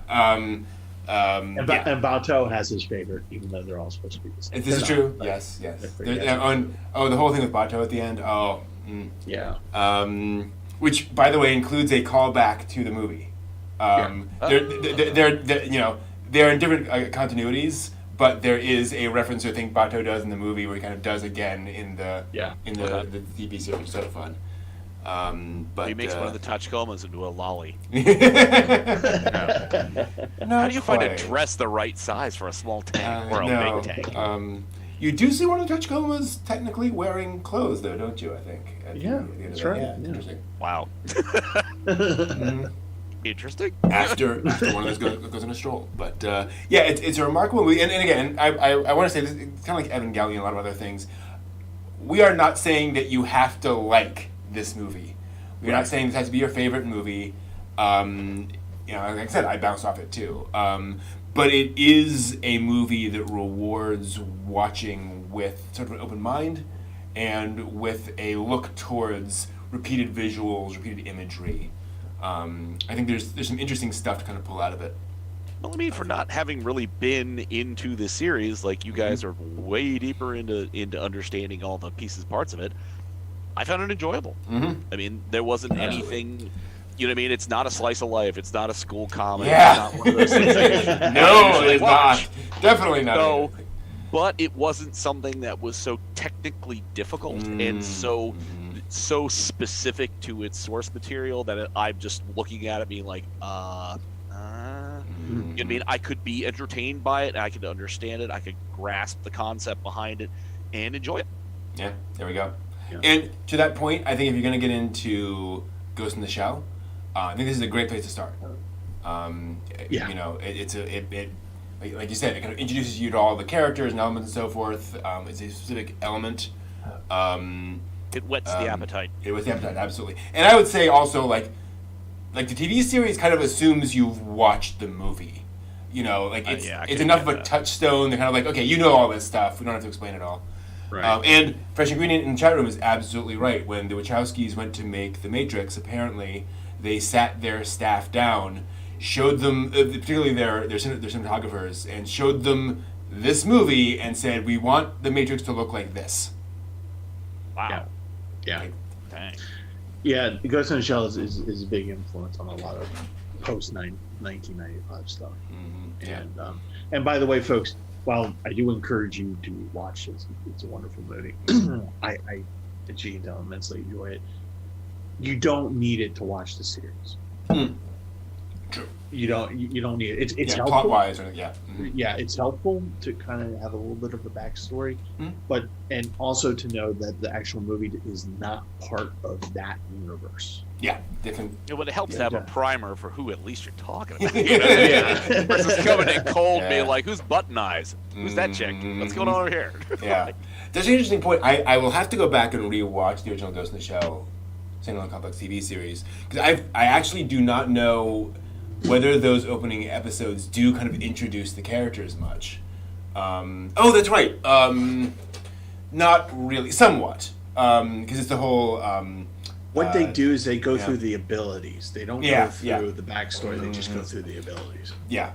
This is the sniper. This is the big dude. This is the infiltrator. Right? This is Yakuza guy. This is...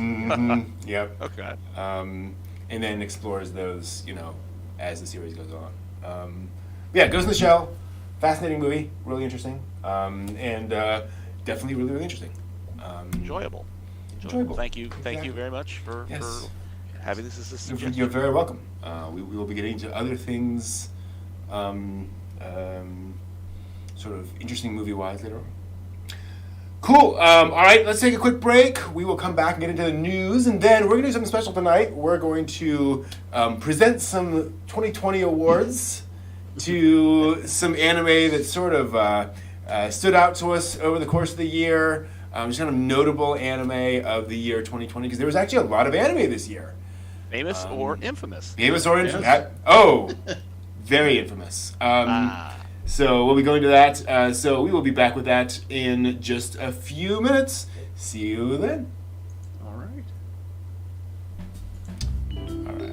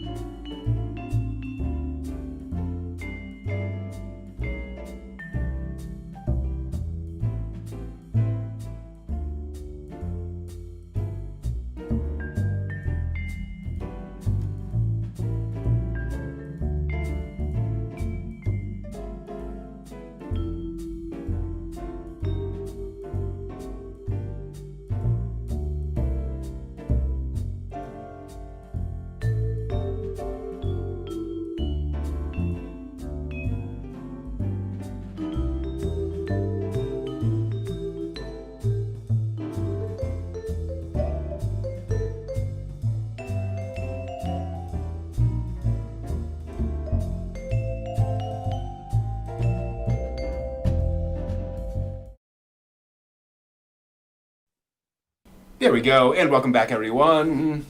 We are back. We have talked about Ghost in the Shell for quite some time. I'll have to pull out and figure out what we're going to do next week. I know it's on the schedule. And by the way, also, we're going through notable anime movies chronologically. We'll be getting through the end of that list in, I think, March? 10 years. That's right. Exactly. Because we're kind of doing highlights.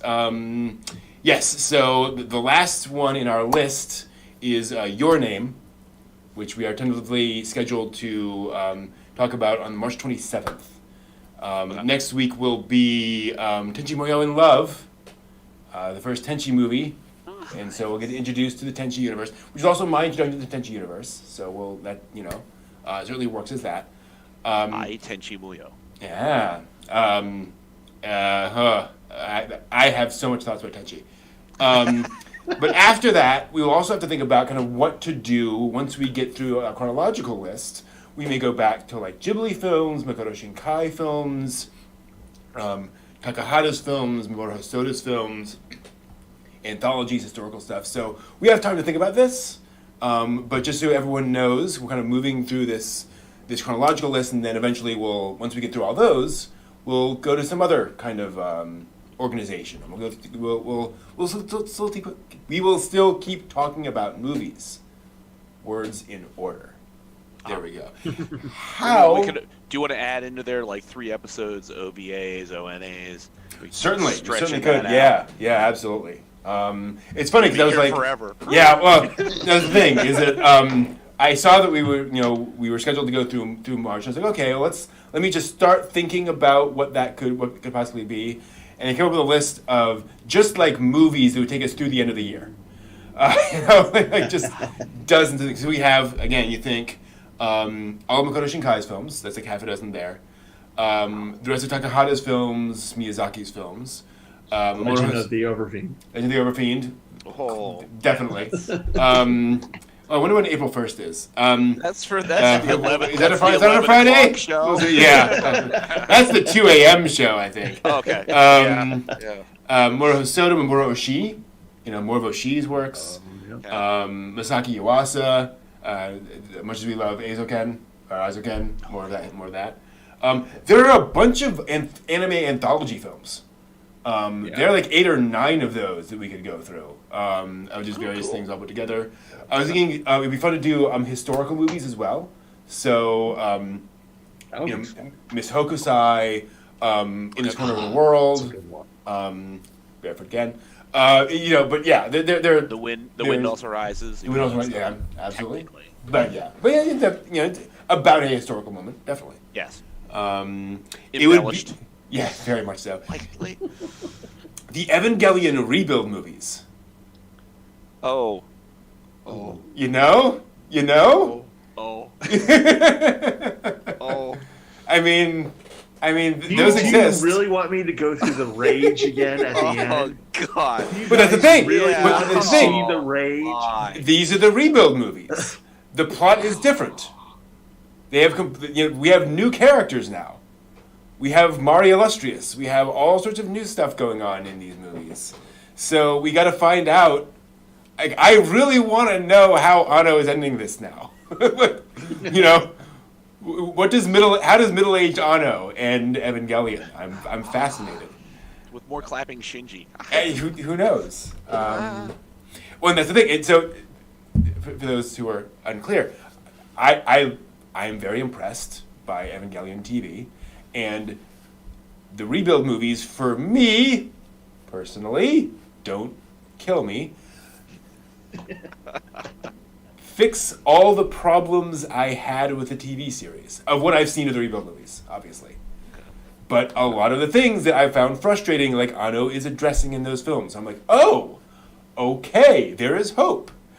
So, who knows? It's interesting. It's just not all clapping and orange tang. Hopefully, I don't know. Unless you all want to see me rage online and just I do lose my mind. I do. I mean, I would see that. Let's point this out. The C's in the rebuild movies are red. canonically. The implication being that like this is like third impact has happened multiple times. Like we're in some kind of like time loop or something that was now like evolving the storyline. So yeah, there's interesting things going on. I don't know, but like I said, I thoroughly enjoyed, unironically, Eva 1 and 2. I haven't seen 3 or 30110 yet. Because they're, I was like, oh yes, like this contains all of the classic stuff, and also like it moves things in satisfying directions, and characters that I couldn't stand anymore, I can stand now because you actually addressed the fact that that person is a jerk. So here's the thing. If we decide to do that, I am going to require that we then must watch Evangelion Re-Death. Okay, I'm totally up for that. Yep. Okay. Mm-hmm. Oh gosh. Okay. I guess I'm along for the ride. It's in for a penny, in for a pound. For those of you who don't know, it's a fan sub, and it goes back years. We're talking like what? It's been around for like 15 years now. Yeah, forever. Something easy. And it's it's still funny. They used to show it at Otakon all the time at the fan subs, and it's just really kind of funny. And just so people know by it that even though I have a reaction towards the end of the original Evangelion series, leading up to it, I'm very much okay with it. I've enjoyed it. I watched it, and while there have been moments where I'm like, I enjoy it.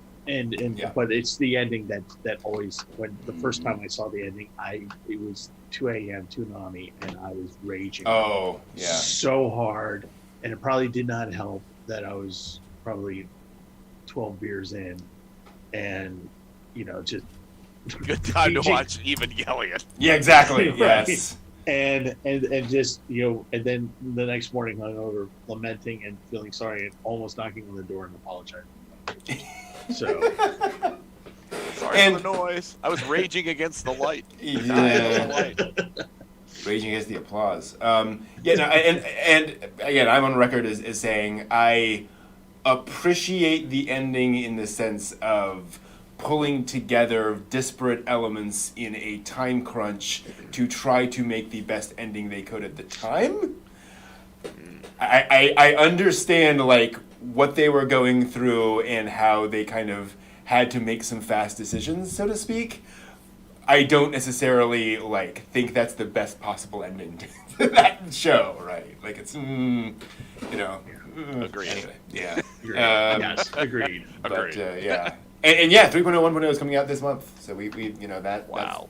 That's the final Evangelion movie, which as we mentioned last week, however many years ago, they literally made a movie called End of Evangelion.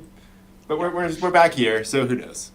But yeah, it's interesting. The next one will be 3 + 1 + 2 + 5 equals Evangelion won't go away.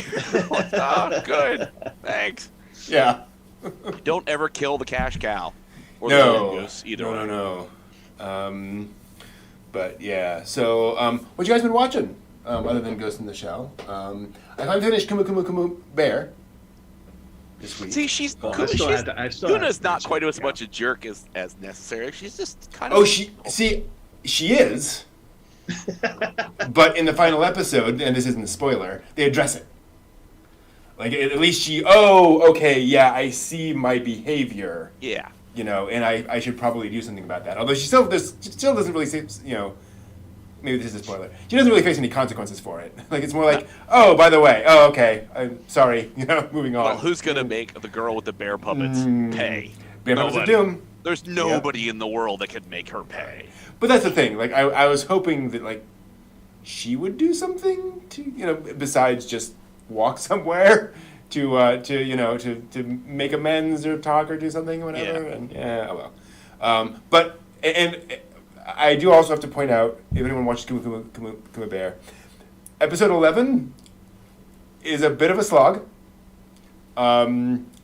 Animation quality kind of takes a dive. plot becomes very trying to paint my numbers, but episode 12 like really turns it around for me. Like it's really like I it reaches a level of kind of subtlety, oddly, for that show, of character sort of interactions and that character reacted in that way.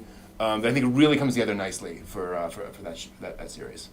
I should say season 1 of that series. We know that now as well. They will get another season of that.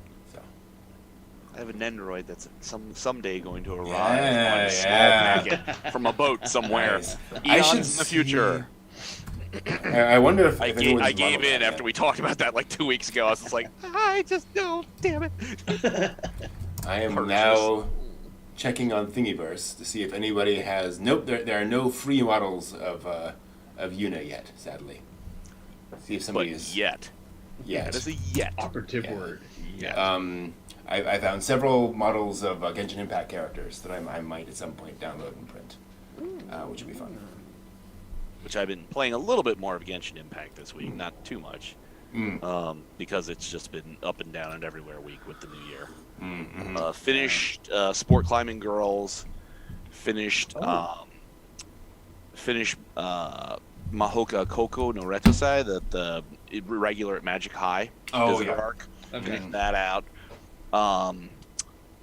Jeez, I finished out a couple of others too. I can't remember what it was. Real quick, Sport Climbing Girls. Does that like?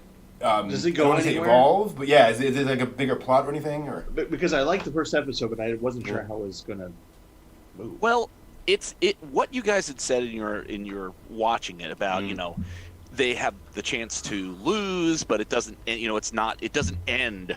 It's not like no offense to Haikyuu, I haven't seen very much of it, but it's not like they work their way up to the nationals and then are they going to win? Are they going to lose? It's just a last minute thing. They go through and they lose. They lose at times individually. They're trying to get together as a team to, win the Sport Climbing Cup, individually and as a team. And so you've got these things where somebody loses at one point, another person is like injured, and they got to pull it together. It's actually quite sweet. I enjoyed it. I've done a little bit of, static wall climbing kind of stuff, so I can kind of appreciate the physicality of it. And it was just a nice watch. It was a nice lunchtime watch. I wasn't crying, I wasn't screaming, I wasn't yelling. It was just nice. No drunk raging at 2 a.m. No. I mean, you had a little bit of like, rivals. Oh, right. somebody's a real Of course. snarky. Somebody's a snarky jerk. I gotta ask. I gotta ask. Is there at any point do you hear? No, you hear. You hear. You should climb better than that, Nyan. Like. Oh wow! Okay, alrighty. Okay, we go and there. And we have another. We had a couple of snarky people. One of the other ones that was most incredibly annoying was Kurisu, and it's cool Kurisu. Okay. And she's a climber, and she's an influencer climber. So Oh, every time she goes around, she sees people, and she's like snarky to the other teams, and then she sees like people in a crowd, and then she's like, Kurisu, and they're all chanting her name. And so it's like, okay, I didn't get angry about it. There's other series where I've been involved in it and be like, oh, I just want to. There's mine from Tata no Yusha, the Shield hero, the girl that like falsely accuses Naofumi and tries to get Raftalia, get the contract broken with Raftalia, and just oh boy, that was those are rage episodes right there. This not even close, just like. Funny. There's a character in either Gundam Build Fighters or Gundam Build Fighters Try who is an idol, who and gets involved and is a fighter and all this stuff, and everybody's like, come on, like really, like you're an idol, you're showing up at these things, you're doing your dances, and you're also fighting, and she's not very good, and then because this is Gundam, like 3 episodes in, like there's this quiet moment with one of the characters, and she's like, you have no idea what my life is like. And it cuts to her in the back of a room between gigs, crammed into this tiny space, eating her noodles, watching an episode of Gundam to catch up on it because that's what she needs to know to understand what she's talking about when she goes back on the stage. And she's like, my life is consuming this stuff to understand it enough to be able to do my job. And I'm not complaining, but like, this ain't easy. And you're like, dang, okay, like, you know, I'm backing off. Like, yeah, fair enough. You know, you do your thing.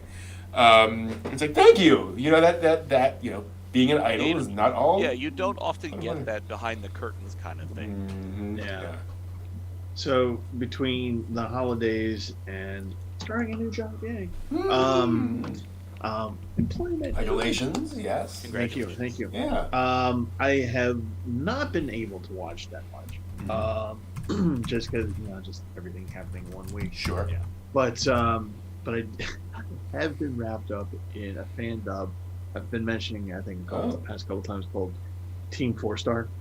Mm-hmm. And they do all the abridged episodes of Dragon Ball Z, and they just totally just make fun of it. And I can't, you know, if you're in a bad mood and you just need something to laugh at, laugh at the fact that Krillin, unlike a Saiyan, cannot get a power boost each time he dies, right? Or all comes close to death, but the Saiyans can. There's a whole running gag about that in Krillin, and Krillin, it's just really funny. With that, but I did get to. It's non-anime, but I did get to watch Wonder Woman 84. Oh, how was that? And on HBO Max. Gal Gadot. Yeah, Gal Gadot. That's about the best part of it. Okay. Okay. And actually, Kristen Wiig does a really pretty good job.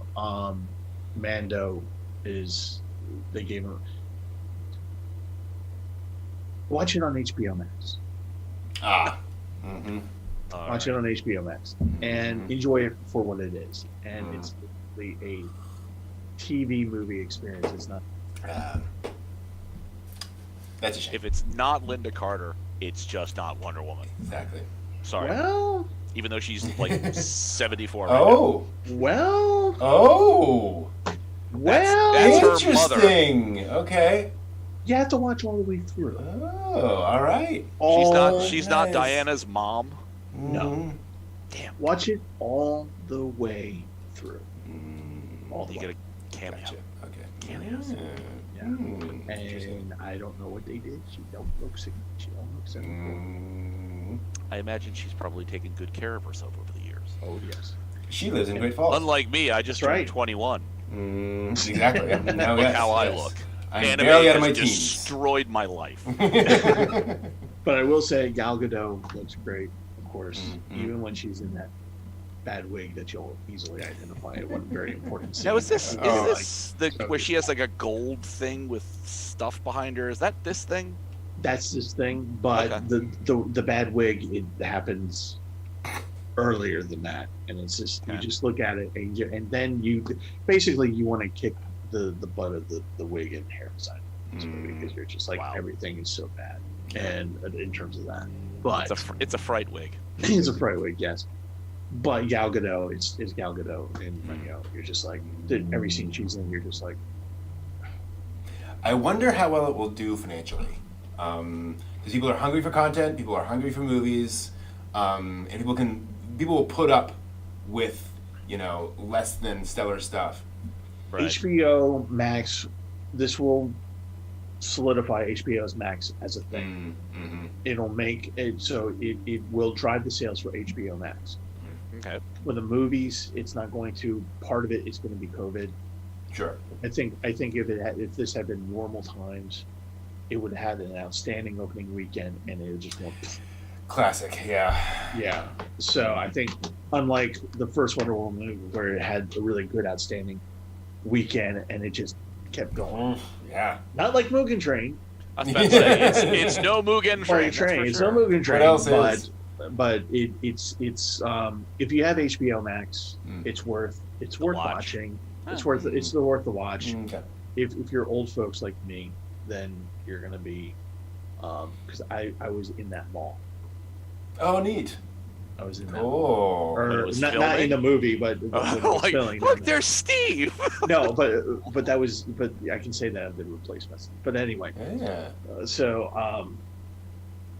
The mall, and at the time that they filmed in the mall's almost shut down. So it's like it's part of the Dead Mall series, Like by the way, most on- malls. Yeah, Mhm. and but it's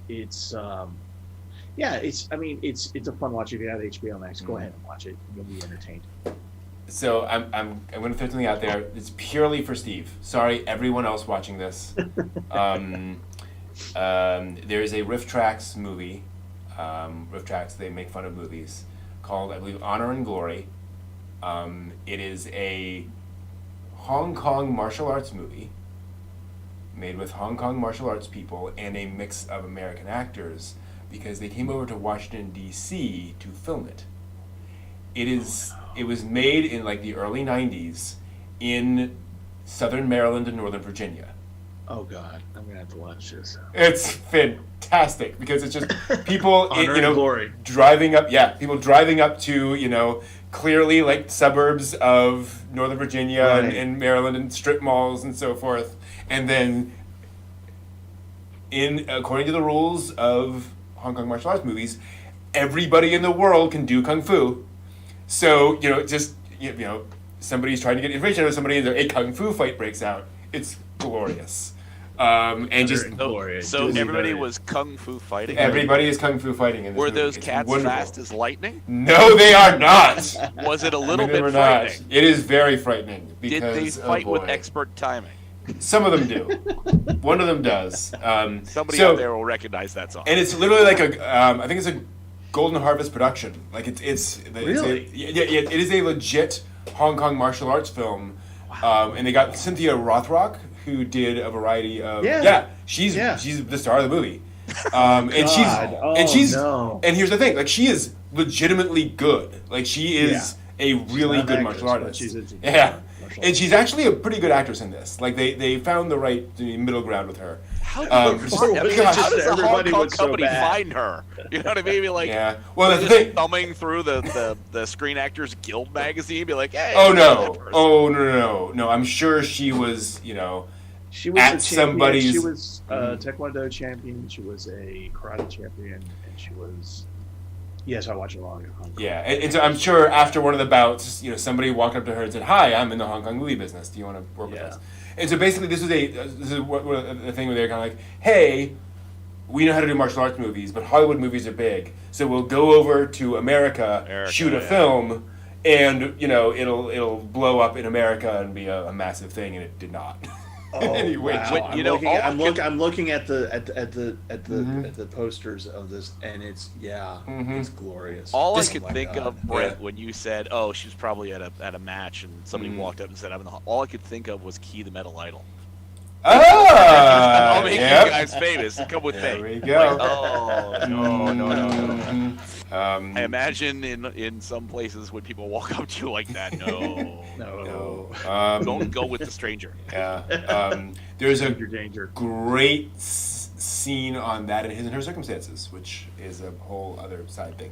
I will say, Discount Eddie Murphy in this movie is partially makes the movie. It's just great. Discount Eddie Murphy. They have a guy who's just Discount Eddie Murphy, and it's amazing. Awesome. Can't make your eyes. It's called Honor and Glory. Glory. 1993, I think, something along those lines. Yes, 1993. Oh, wow. 1 hour 24 minutes. Yeah, it's fun. Get the Riff Tracks version. Go on rifftracks.com, get that version, watch that version because it is worth it for all of the jokes and so forth and and again, like for the two of us, very much Northern Virginia 90s, seeing all that kind of stuff is just fun. And I believe one of the guys, the villain, has an office looking over. I think it's Fair Oaks Mall or Tyson's Corner. Wow. I think Tyson's Corner. You I can worked see it there. out his window. Oh, there we go. Actually, I worked at both. Tyson. Oh, I have. Wow. So you look out the window. You're like, oh, there's no. That's a hotel. Oh, they're shooting a hotel. Of course, right? Okay. Yeah. Naturally. Yeah. There we go, Patrick. But yeah, it's fun. Y'all hear that? Here's something. I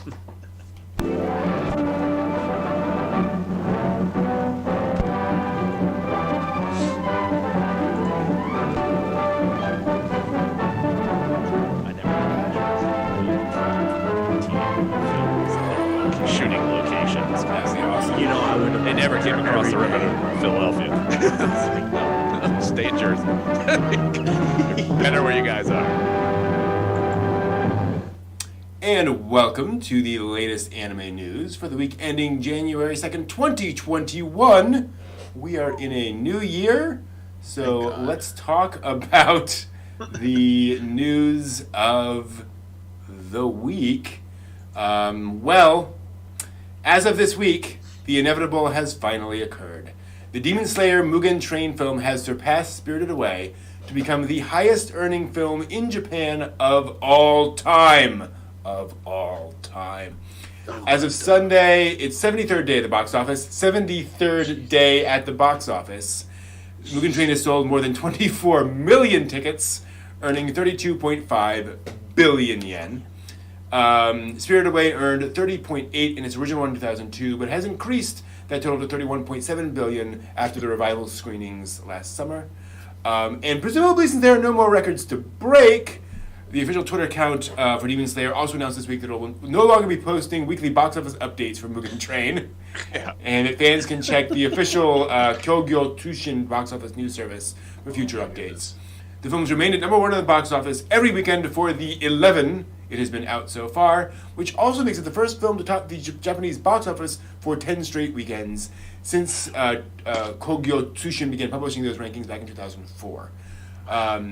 3 films previously ranked number one for 9 straight weekends. If you're curious, Howl's Moving Castle in 2004, Avatar in 2009, and Your Name in 2016. That's Avatar James Cameron, not Amateur. And of course, a great anime requires a great theme song, so it's no surprise that Lisa's Homura, the theme to Mugen Train, has also been topping the chart since its debut. It is now the longest-running number one single on the Oricon Weekly Digital Sales Ranking chart, with 11 weeks at number one, and is the third ever single to rank number one on that chart for more than 6 weeks, and the first by a female artist. Wow, cool. It also topped Oricon's weekly streaming chart for 8 out of those 11 weeks, and is the first song to be streamed over 10 million times per week for 9 straight weeks. Wow. The 62nd Japan Record Awards were also held on Wednesday of this week, and Homura won Song of the Year, one of the highest honors in the Japanese music industry. The Record Awards are run by the Japan Composers Association. The awards previously announced in November that the original Demon Slayer, Kimetsu no Yaiba, won one of the Special Achievement Awards, that is the original TV series, which honor people or works that have gained widespread attention and appreciation. I think Demon Slayer counts. Holy smokes. Yeah. Yeah. No words. Should have No been a poet. words. I know. It's nuts. No freaking words. Now, does things this go- mean with the studio folks behind all of this, all the animators, everybody, all the sound people, all the animated runners, everybody, that they are fantastically rich now, or is Yes. they, Of course. or yes. are they just going to pour Yes, this back into something that will be even more incredible? Neither, sadly. Probably the shameful part. Yeah. There'll be a documentary on Netflix following the Netflix live version action of the Yes. Yeah. Uh-huh. That's gonna happen. The song and dance version followed by the musical. and the Ice Capades. Yeah. Oh gosh. That's a YouTube rabbit hole to go down. By the way, someday is weird Ice ice Capades? capades. Yeah. Oh. Yeah. Film of bizarre, Snoopy ice capades from 19. John Waters, the Ice Capades. No. Oh. Some might say it was divine. Oh. Moving right along. Oh, jeez. Crybaby, come on now. Starting on the Is your 19th hairspray out of her? of this month, art community website Pixiv will be collaborating with Evangelion for the next 6 months to hold various contests and art collections under the theme of Evangelion in various circumstances. Ahead of this upcoming collab, Evangelion studio Kara has posted some guidelines on how the franchise can and cannot be used in fan content. These guidelines are only for fan works, not commercial companies, and Kara asks any companies wishing to use the EVA property to contact them. They do clarify that fans using services like Patreon and YouTube may use video and audio as quotations on monetized content, as long as the content isn't solely Evangelion, which is kind of interesting. As well as the understandable no monetization guidelines for fan works, they ask that these fan works not promote racism, bigotry, or be for or against any kind of politics. They also can't be grotesque or too violent, good luck, infringe on the rights of others, or, and this is where the guidelines have already been broken the most, you guessed it, pornographic. Rule 34. Good luck with that, as well as being an extremely popular subject for online fan art of all kinds. The series has always been a staple at doujinshi events like Comiket, where some of the fan-made materials are definitely not safe for work. After the initial posting of the guidelines, Studio Kara made a series of clarifying tweets as they were concerned that their intention had been distorted through some of the reporting. They reaffirmed that they love the fandom very much and are not at all prohibiting fan works. These guidelines are only meant to be basic policy so that everyone who's creating fan works can do so with peace of mind. They also asked the fans read all the guidelines for themselves directly. It's Why? It's Rule 34 all over the place. It's, I know. I mean, it's just gonna be. here's the thing. They're gonna find loopholes. They're gonna be like, well, how small can we make the censor bar? No, Well, but stop. no, You know, But I mean, there are tens of thousands of not safe for work Evangelion images on Pixiv now alone, right? and also like it's guidelines. It's just a company saying, please don't do this. Like, it's not a law. Yeah. I can. Can you just see the poor person who's gonna have to wade through all that stuff and go, and be like, okay, here's what's acceptable. Ooh, no, not really. Oh, acceptable. Oh my God, no. You know, good God, no. What Trash. Personal Yeah. file. Where'd that go? Yeah. Did I say personal file? I meant to say trash. And then at the end of it, that Trash. person's gonna go, so you're paying for the therapy, right? Mhm. You're gonna pay for Oh, the therapy. oh. You know, Evangelion attracts a certain kind of art, let's be honest. Yeah. Because, you know, it deals Asuka with in her weird things. plug suit. Ray in her plug suit. Things happen in those You can't- movies. Look, this is folks. Shinji in his plug suit. Folks, this is one of those things where you can just be really totally innocent and just say, Ray, I am. Type it into Google, and what's the first thing that's going to come up? Not what you want. No. It's just gonna be go, here it is, and you're going to be like going, no. Yep. And yeah, Ray out of a plug suit. No, there's, I mean, and this is a weird psychological anime series that deals with weird people, and so that attracts a certain kind of art as well, of just odd things happening with people, and it's odd. Wesley, I would love to hear your further thoughts on the Demon Slayer movie since you just came back from watching it. Please tell us everything. Yes. Spoilers see it. included. Heck, why not? But yeah, no. Here I can only assume this is basically two things. This is. I think these are basically guidelines for this collab with Pixiv. I think basically Pixiv and Kara got together and said, okay, let's do a Pixiv collab. Do we just take everything? Oh, no, we can't just let anything go into the contest. And then Kara's like, all right, well, we have to establish a policy. We have to figure out what the line is and draw that line. And it doesn't matter if people cross the line. Like, we're not going to do anything if they cross the line. We just can say they've crossed the line. Right. That's not in the contest. That's not Right, in the collab. or whatever. That's out. What's out. Well, this is the weird thing, is that, and I haven't dug into this in incredible detail, these are not guidelines for the contest specifically. This is just guidelines for how Evangelion can be presented in fan works. So it sounds like they're trying to say, for your peace of mind, don't draw these characters in adult situations. And it's like, It's Evangelion. it's going to happen. Yeah. This will It's end going to. badly. It's already happened. It's been happening for decades. Exactly. As a matter of fact, at this moment, And it's happening.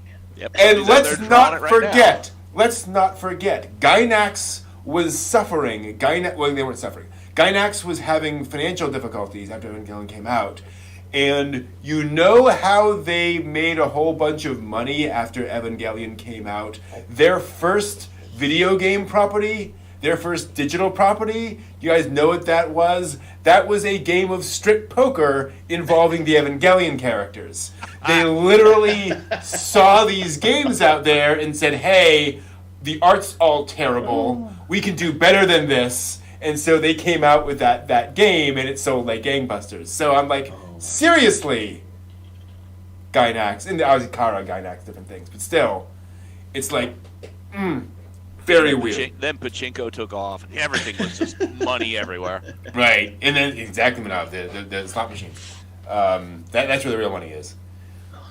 Literally, that's where the real money is on these things. So now what we have to do is adult pachinko machines. So that's how to. I'm sure there's a Pachinko parlor somewhere in a little back probably street is. that is right now. Oh man.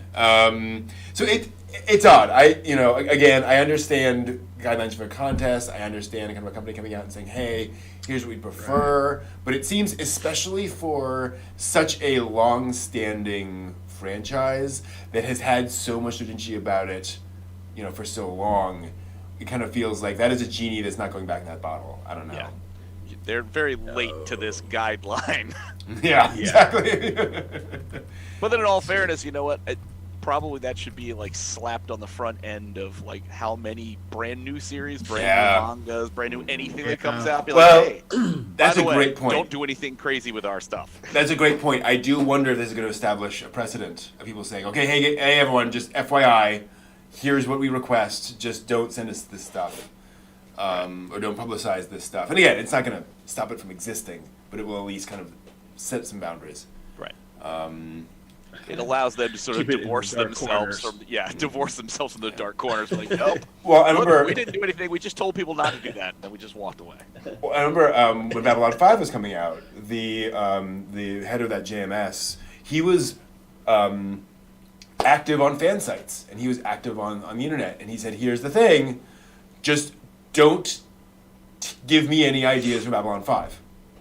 I'm not going to reveal spoilers to you. Do not send me your ideas, because then if they show up in the show, even accidentally, that gets us in legal issues, all sorts of stuff. And he said, but as long as we abide by this contract, I won't reveal future stuff to you. You don't send your plot ideas to me. We can still interact. We can still have our fun time. So, hopefully this is kind of in that spirit of saying, I don't know. Goodness knows what strange things gets mailed to Studio Kara on a daily basis. So.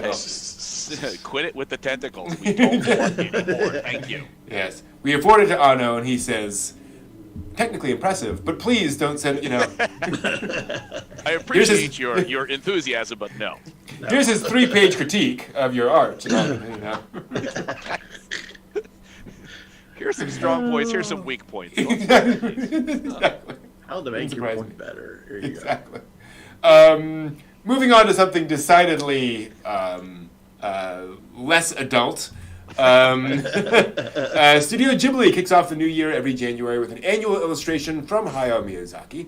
And judging by this year's image, even the studio and director known for uplifting and heartwarming stories had some distinctly unkind feelings towards 2020. This year's image features 2021, the year of the ox, stomping on a mask-wearing monster. Let's hope that sentiment actually carries through to the new year and the troubles of 2020 get eliminated. Best of all, this year's image was posted on the brand new Studio Ghibli official Twitter account. The account posted an introduction in English under the 2021 image saying, and I quote, "Happy New Year, everyone. We have just started Studio Ghibli's official Twitter account.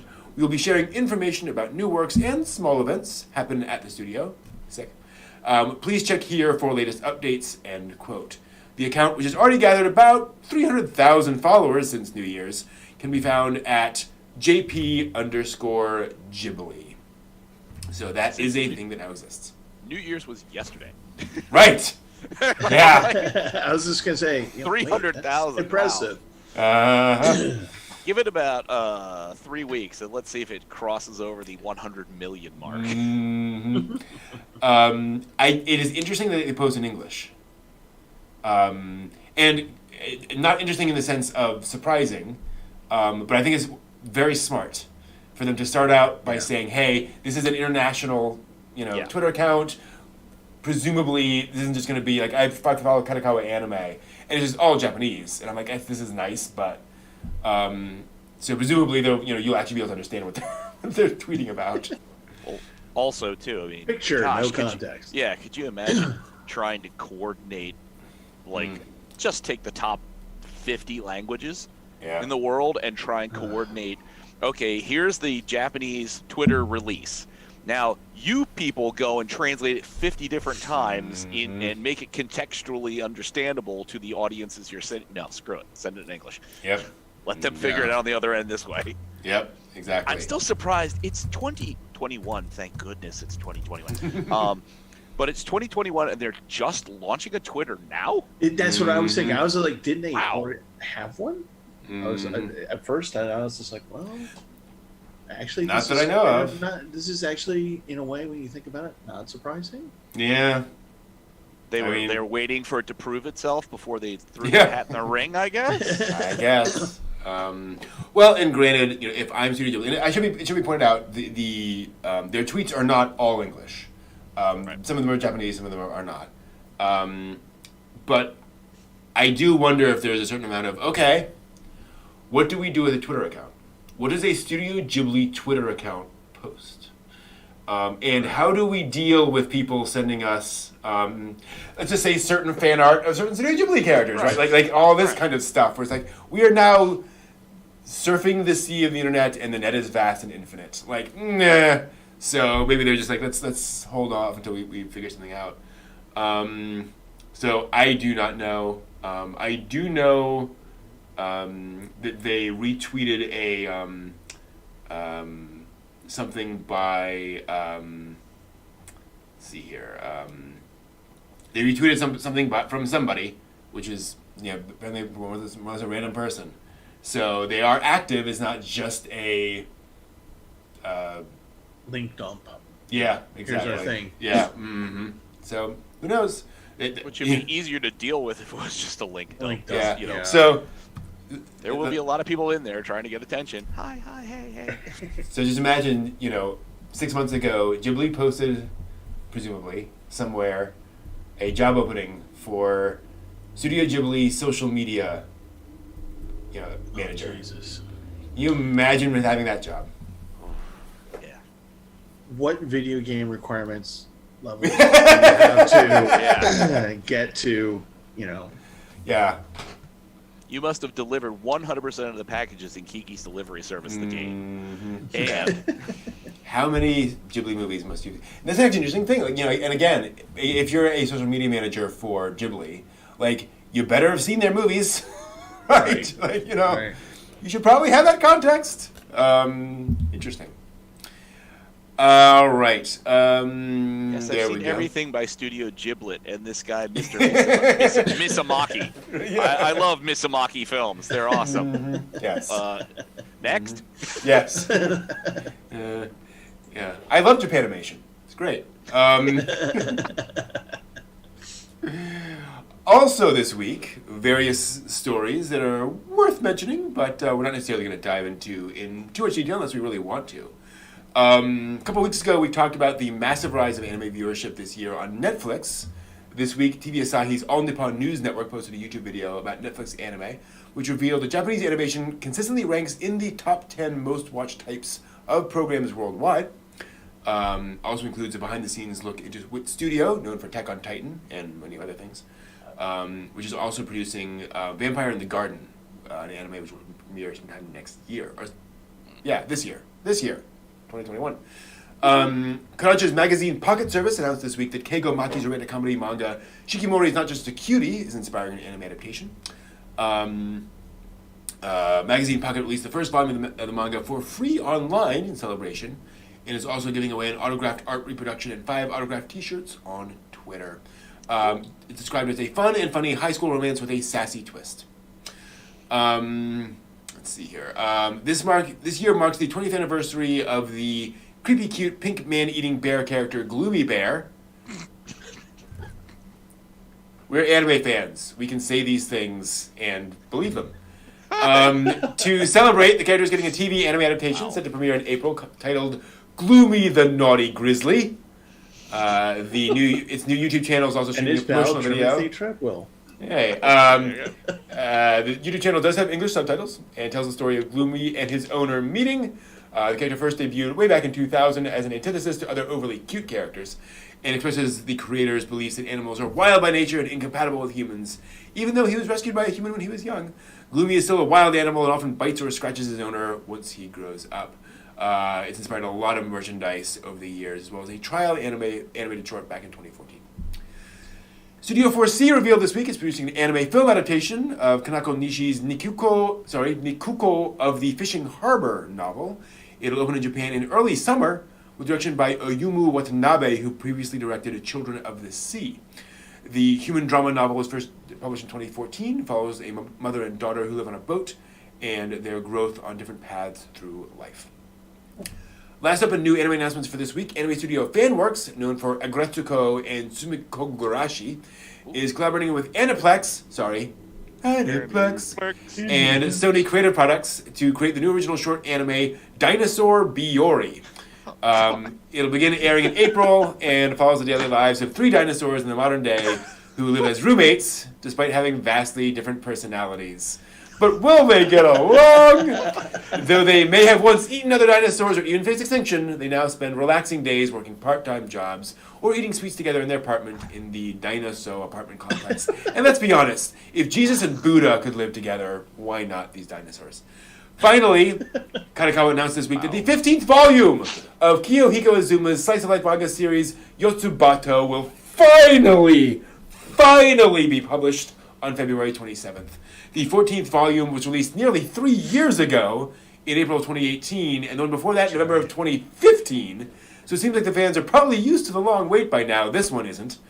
The manga began its serialization back in 2003 and follows the everyday lives of strange little girl Yotsuba and her father after they moved to a new town. It is the it was the sort of follow-up work to Azumanga Daioh. At the time of the 14th volume was released 3 years ago, the series published nearly 14 million copies in Japan and 3 million abroad, and has been translated into 13 different languages. And that is it down there. That is volumes 1 through 14 of Yotsubato, because I'm a fan of that, and I'm looking forward to seeing the next volume of that series. I enjoyed Azumanga. Yeah, I did.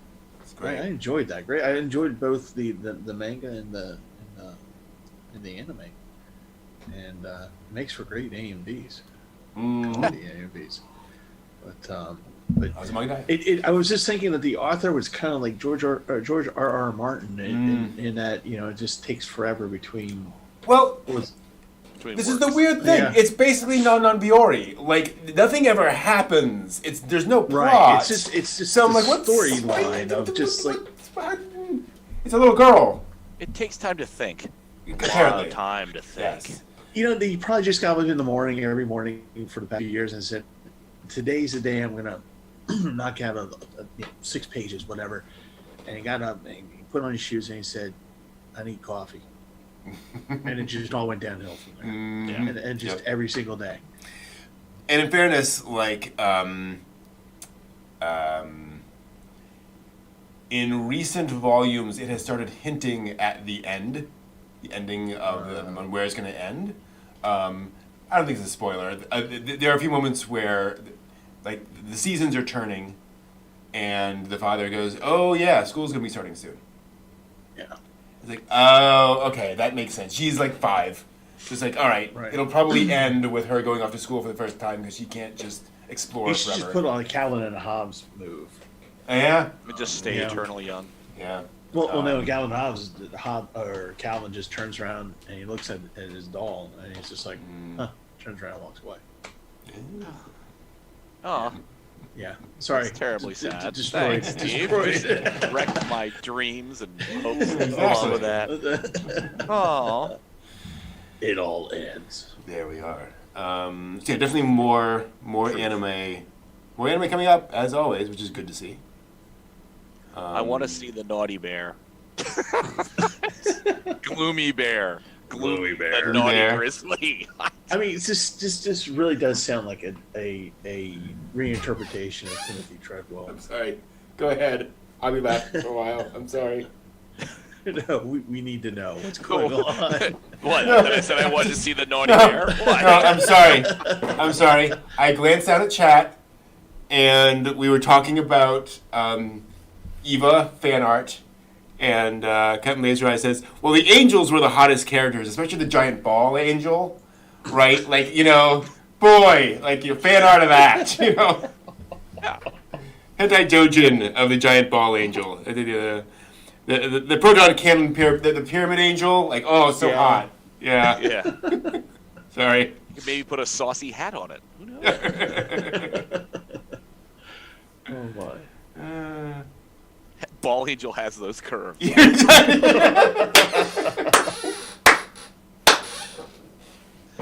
Oh my. Sorry.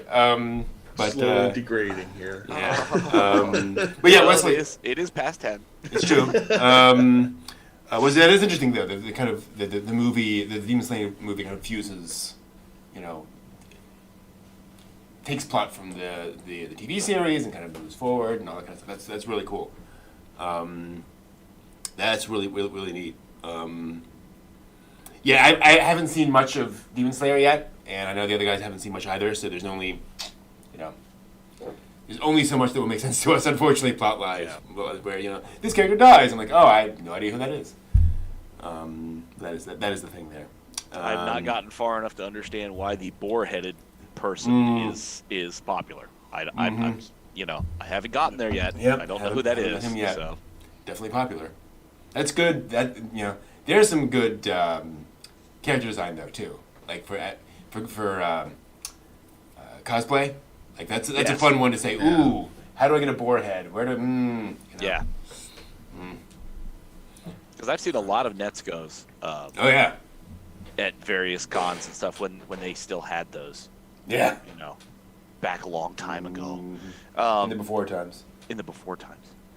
And I just, just the dedication to the kimono, to all the, there was one, I think it was a Galaxy Con, where I don't often just stop and take pictures of people at cons and ask, but I was just like, oh my, you're awesome. Yeah. She was like a booth owner's daughter, and she was the perfect height. Wow. Perfect, Yeah. like just looked exactly like the anime. I'm like, oh my gosh. That is cool. Every con I've ever gone to, there's always someone cosplaying a Digimon character. I don't know what it is. And I always appreciate when it's like a 15-year-old. So it's like, they're just young enough to, like, they look like that age. Like, that's cool. The coolest cosplay, two cool cosplays that I've seen many at Otakon. One of them was a guy who did Shippo. But here's the thing: the guy was actually a little person. Oh wow! And he dressed up as Shippo, That's awesome. the whole 9 yards. And I was on the escalator. I was on the escalator going up, and he and his friends, they were doing the Inuyasha band. Nice. Of characters that are coming down, and like me and like a gazillion other people just went, "That's awesome! Oh my god, you're awesome!" And none of us thought to bring out our cameras and take pictures of this guy, but I was just like, that is amazing.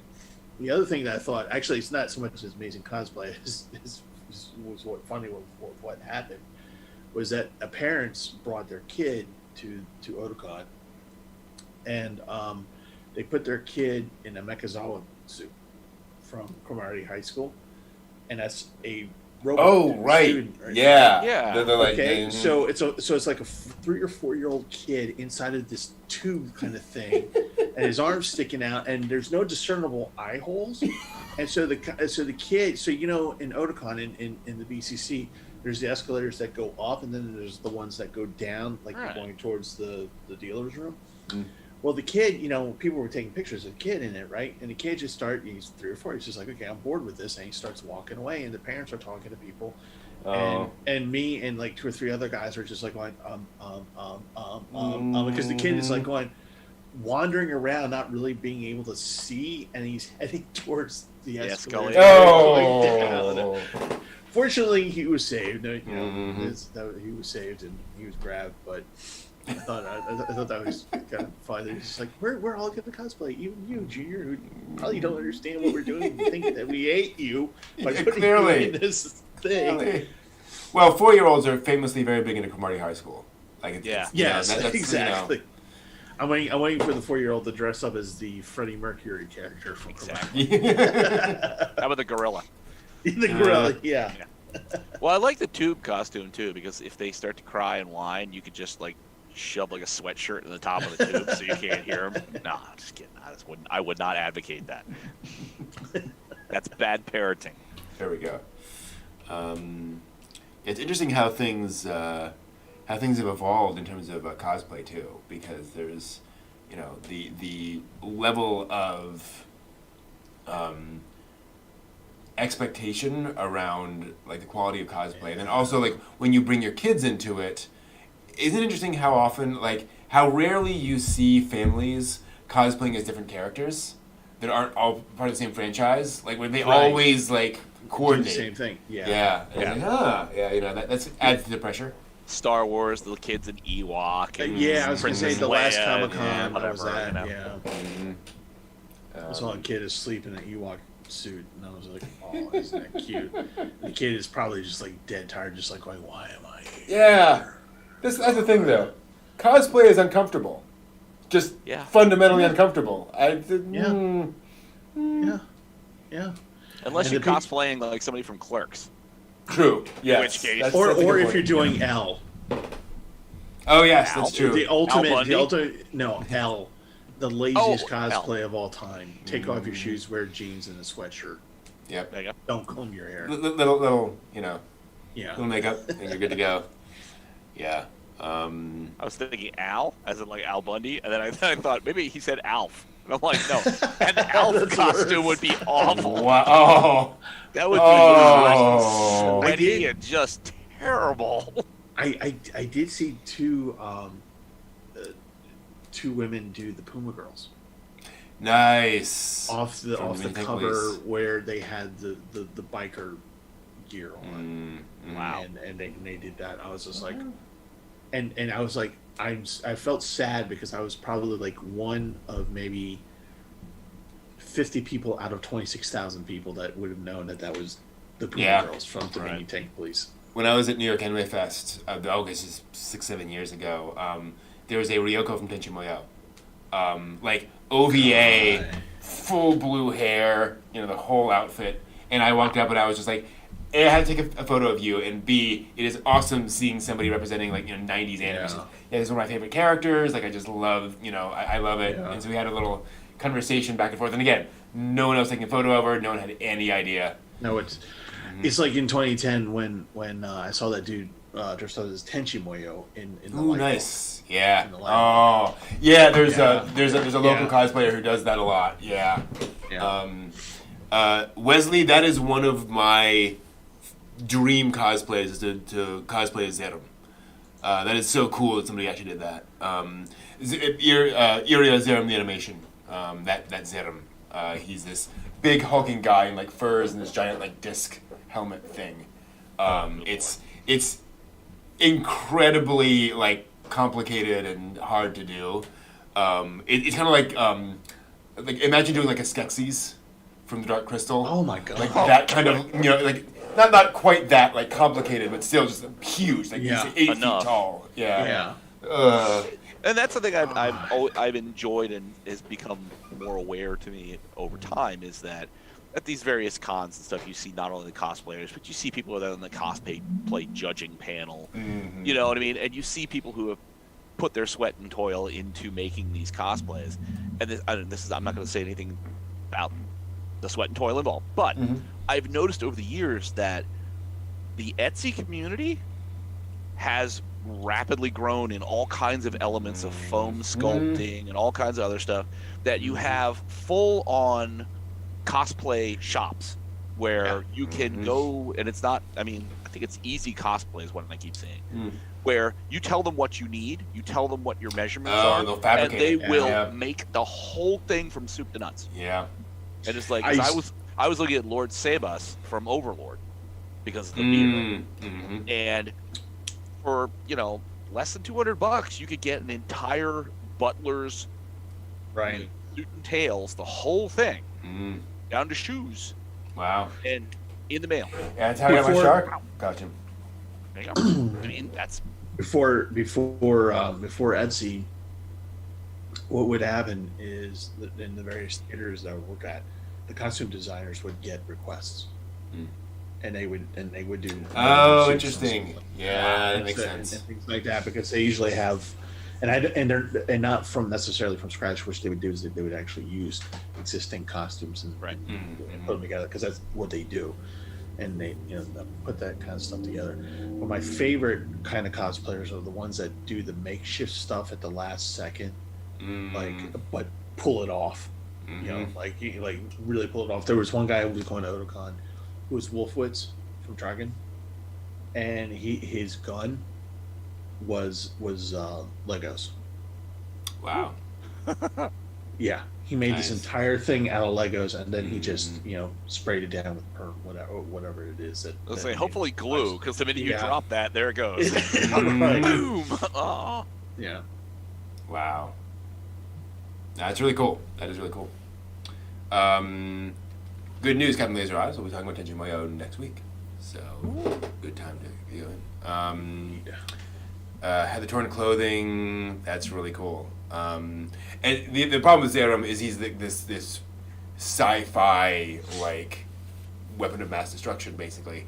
And so, like, it's all leather and rubber, and, you know, it's this full body prosthetic kind of outfit. Like, there's nothing custom, or there's nothing generic about it. Like, you'd have to have somebody say, okay, how much can we do with, like, foam latex? And how much can we do with this, you know, and all that, And how much of a expensive. cooling system can we put Yes. in there? Because you're going to die. Yes, yes. And how big is your closet? You know, to be able to store this freaking thing. Right. Oh, and how big is your bank account? Yeah, oh, totally. Obvious That's part the of that thing. as well. Yeah, fortunately, like, he has weapons, but they're not really part of the costumes. You can just, it's really just the suit. But, yeah, and this has been a big thing in Japan for a long time, obviously, because folks are like, you want a tiger stripe bikini? I can make you a tiger stripe bikini. Like, that's not hard. So you got lots of people making this stuff. But it's pretty expensive, obviously, if you're going straight to Japan. So it's cool to hear that those Etsy folks will do it. And of course, with the maker community, there's tons of tutorials on how to resin cast and all that. It's pretty cool. That's where I learned to tie my obi. Oh, there we go. I had no idea how to do that until I was like, okay, let's search. Here we go. I got tutorials on this. Sweet. Mm-hmm. Life is good. So we want to talk about the year of 2020 in anime. Oh, Indeed. We have some awards to give out, ladies and gentlemen, because it has been a year of anime. There's been a lot of anime this year. there has. There really has. And some remarkable anime. So we're going to give out our totally serious, totally not made up today anime awards that we've all been thinking about, and we want to give back some love to these animes that have done things. So no, I have 5 on my list. John, how many do you have? Oh, I just have a ton. Okay. Jeez. It's like probably like 15. Jeez, dude. I told you I watched 60 some odd shows. I All went right. through and counted them all. I'm like, okay, Fair there's enough. 60 of them I watched. Fair enough. About 55 were complete series. Wow. So I had to stop because I got overwhelmed. I'm like, I got 3. Okay. 3. Fair enough. All right, so let's do this. John, why don't you do your first 5? What are your first 5 awards in the official Geek Archaeology 2020 Anime Awards contest show of 2020? Okay, well, let me. I gotta divide it up into winter, spring, and summer. I didn't wow. I didn't Okay. even get to fall. I haven't gotten to fall. Dang. So I'll just Love it. take some random stuff. The Okay. Destructive God sits next to me, wins for the pointless and annoying BL with no BL. All right. Let's see. Gleipnir, I'm gonna go for. So start with the award. Let's start with the award, and then Okay. folks will find out what won the award. Okay. Yeah. Well then let's do this other way. Best high school girl in a flesh suit. Okay. Idea what the award goes Yeah. to? No clue. That would be Gleipnir. All right. I have no idea. Yeah, it was. The best club fishing by Moe girls. Okay, that I know. I just can't name it. That's our days at the breakwater. There we go. That's Hokago Teibo Nishi. Okay. Let me see here. The best brilliantly boring with beautiful fight scenes anime of the year Mm-hmm. goes to God of High School. Okay. All right. Okay. Mm-hmm. And the best not to get caught watching at work, at home, with your family, or by strangers. Yeah, I know several of the nominations in this category. I've got 2, Mm-hmm. and it's a dead heat Okay. for Ishizoku reviewers Mm-hmm. Yep. and Peter Grill. Mm-hmm. Yep. That's one of my thoughts. So I'll leave it at that. Okay. That's mine for those. Okay. Fair enough. So I'll do a couple, and then we'll get one from Steve. Best holdover anime until the next real season starts. You know, they'll do an anime, and it's kind of as a holdover, just to kind of get you going. Yuru Camp from this Oh, Heya season. Camp. Oh, Yes. To move you over to there. Okay. And the Wow, You Actually Had a Plot award goes to My Next Life as a Villainess, Okay. which I expected was, would just kind of hold off until plot would actually happen. But no, they actually get some plot at the end of there, and it actually goes in a surprising direction. And is that Katarina Kleiss over your shoulder? That is Katarina Kleiss over my shoulder, right next to Black Rock Shooter. Nice. Hatsune Miku, Black Rock Shooter. So Steve, let's get one of yours. Let's see here. I have. It was a very large category, I have to say, and the category was the best use of puppets of Doom. So in that incredibly large category, I had to choose Kuma Bear. Okay, yeah, it deserves it. I gotta say, in that crowded category, that's nice. All right, John, let's have some more of yours. Oh God. Best classic rock for no plot. Okay. Or weak plot. Okay. Listeners, Yeah. because that was jammed with classic rock references. It's amazing. Oh jeez, let me see what else. No, I don't want to do that. Interesting. The best presentation of Sengoku period personalities with an alternative presentation. Okay. I'm going to say bless you to Brent. It goes to Oda Cinnamon Nobunaga. Because that was just you mentioned it when it was coming as a new announcement, and I said I was going to watch it, and I did. It was ridiculous, and I enjoyed the heck out of it. Boy, the number of anime I could list that follows that description. And then the last one I'll do is the best for it's not the kind of rental you think story. Okay. Which is obviously rental girlfriend. Ah, yes. Okay, I was thinking. Yep. Mm-hmm. Yeah, it's not the rental you think. I'll do one. The wow, they really made that award goes to another winner this year, Interspecies Reviewers. Definitely had wow, they really made that. Yeah. And that actually happened this year. Mm-hmm. Yep. Steve, let's get a couple more. Get another one from you. Well, if you want, I can do my last two here. Okay. Let's see here. Let me just make sure I get the right one. All right, here. So actually, this was a crowded category. The best new anime for pachinko parlors. Ooh. So it was tough because there was actually quite a few. Wow. Yeah. Yeah. So I put in God of High School. Yeah. I agree. Yep. Yeah. Definitely. You can go there. That. Mm-hmm.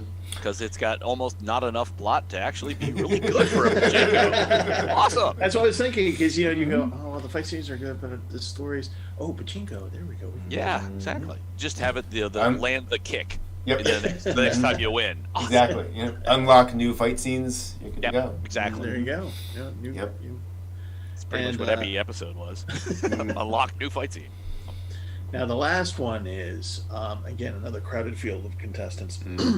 The category is the anime I wish I could have invested in. I know it's a hard guess here, but it was Kuma Bear. Unfortunately, no. It was Mugen Train. Yeah. Mm-hmm. Yeah. The runaway winner. Yeah, I think definitely favored to win in that category this year. Yes. All right, John. Let's get the rest of yours, and I'll finish out with a couple more. No, I'm only going to do one last. Oh, okay. One All last right. one. All right. One last one. One last one. The award for best interpretation of the creative process in anime. Yeah, I think I know what we've got. The winner goes to Aizuken. Keep your hands off Aizuken for the win. Yep. Agreed.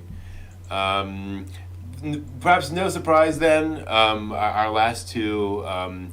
The first one, the category was most fun look at the anime industry, which again I suppose no surprise. Also, keep your hands off Aizuken. Won this year. Finally, and again, I guess no big surprise, longest time spent in the news cycle this year, Mugen Train. Yes, Demon Slayer Mugen Train, wins several awards this year, which I think is very, very accurate. Very, it kind of makes sense. So yeah, that was, there's the awards. Thank you to our sponsors. We have no sponsors. Thank you. For Thank doing you, that. Rule 34. Exactly. Oh, God. Rule 30. Wow. Oh, wow. Did you follow the guidelines, damn it? Oh! So now I'm so tempted. Oh. So tempted to turn this list into a Rule 34? Wow. No, to go out and find the most ridiculous, fan art, just fan art of each of the winners in the category and show that, and not necessarily adults, but just the most ridiculous. I was gonna say don't do that to Kanamori from Aizuken. Yeah. Kanamori rocks. Don't go messing with her. Much less Yuna. Wow. Yeah. No. Mm-hmm. Peter Grill, sure. Ishizoku reviewers. Sure, Oh yeah, already there. exactly. Yeah, where do you go from there? You're not going to do anything more startling than Ishizoku reviewers, really. Speaking of which, speaking of Demon Slayer, I made a realization this week.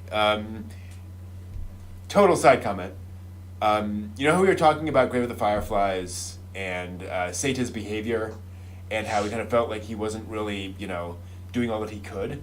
I realized Demon Slayer is the perfect example of what I was looking for in terms of the behavior in Seta.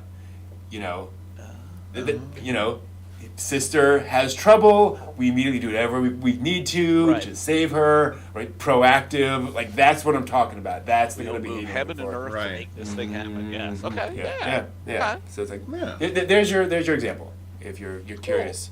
Yeah. Okay. Exactly.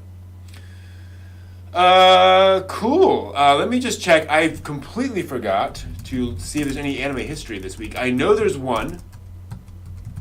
But let me just pull up the calendar. And we're going to do some quick anime history real quick. There was one. Quick. Only one anime. It was a big one, actually. There was a big one. Yeah. Yesterday. Bigger than Eva, technically. Yeah. Size. More important than Eva, I will say. Size. Yeah. So we Can't have be that on the air one. that long and not be that important. Exactly.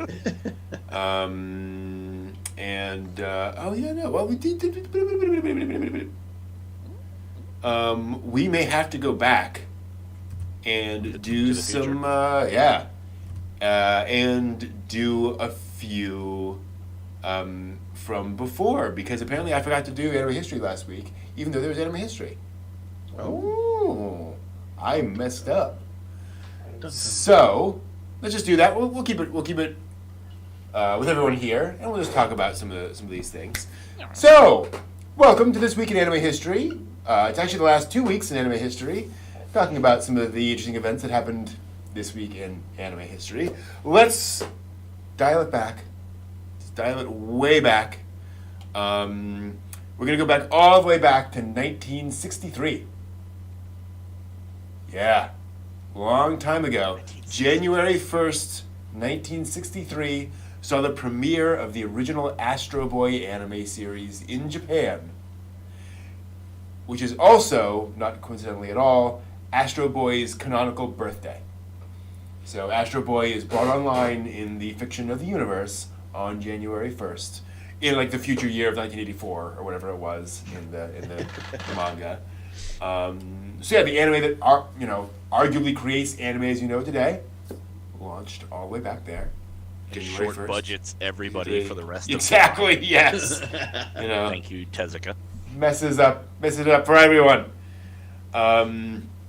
Pushing forward by about a decade, we move forward to 1975, December 22nd, 1975, where not an anime, actually more manga related, the very first Comiket was held in Japan on December 22nd, 1975. It had 600 fans. 600, yeah. And 32 circles. Wow. You've got that as an infographic. I do. Yes, that is somewhere. Because I was going to say, what you about to say, it had so many people. I'm like, 600. I know that. I've seen that infographic. I know that answer. There we go. And circle gets the square. Yeah. And Comiket was important because it was a big place for fans to gather and sort of trade information, and became also a place where a lot of professional companies would come looking for artists and hire them on to work on anime and other projects and so forth. So it kind of fed into the anime industry importantly, and became a pretty big thing. Moving forward one more decade to 1984, December 24th, 1984, fairly important day because that was the day, technically, that Studio Gainax was founded in Japan and sort of brought together as a thing. Now, I believe I read somewhere where they've asked and they said, we incorporated it, I don't know, around Christmas Day, maybe the 22nd? I don't remember. 24th. We'll call it the 24th. It's fine. Yeah, no one can remember exactly what day it was on, as I recall. We had tied one on with sake and KFC for Christmas. We had no idea what was happening. Exactly. Pretty much. That was what I read. But yes, that was December 24th, saw the foundation of Studio Gainax, the company that made all sorts of different stuff. Speaking of which, quick other thing. I was watching another video by Toshio Okada, one of the founders of Studio Gainax, and he's doing a video on Nausicaa the Valley of Wind. And he said, now people have talked about, he's doing a thing on Castle in the Sky. Looking at Castle in the Sky, and the technology behind Castle in the Sky, and the stones, and the beams, and so forth. He said, now, some people have said that Nadia and Secret of Blue Water, the technology in that is based on, or inspired by, the technology in Castle in the Sky. That it works kind of very similarly. And he said, so, when we were making Nadia, I was like, oh right, you founded Gainax. You actually helped make Nadia. You were one of the guys in the room. And he was like, yeah, totally. Like we all watched Castle in the Sky and we're like, it should work this way. And so it's he hasn't said this specifically, but he said in their minds the technology in Nadia worked the same as the technology in Castle in the Sky. You know, they're not obviously in the same world, but it is as though both of those things are the same. It's very interesting stuff about that. But yeah, it's cool still having some of those people still around and still doing things and still talking to people. Really cool. So that is this week in anime history. Sweet. Yeah. All right. See here, there's that. I do not have a thing to talk about this week because I had to reconfigure everything at the last minute, so I don't have the thing I was going to talk about, but I love it. But we'll talk about it next week. That's fine. It's an anime movie from the 1990, I think. It did air on the Sci-Fi Channel, but is not very well remembered today. And it's kind of slipped into obscurity. Begins with a V. Hey, well done. Venus Wars. Yes. Venus Wars. Yeah. Wow. Sunrise anime film. Yeah. Directed by the character designer of Original Gundam.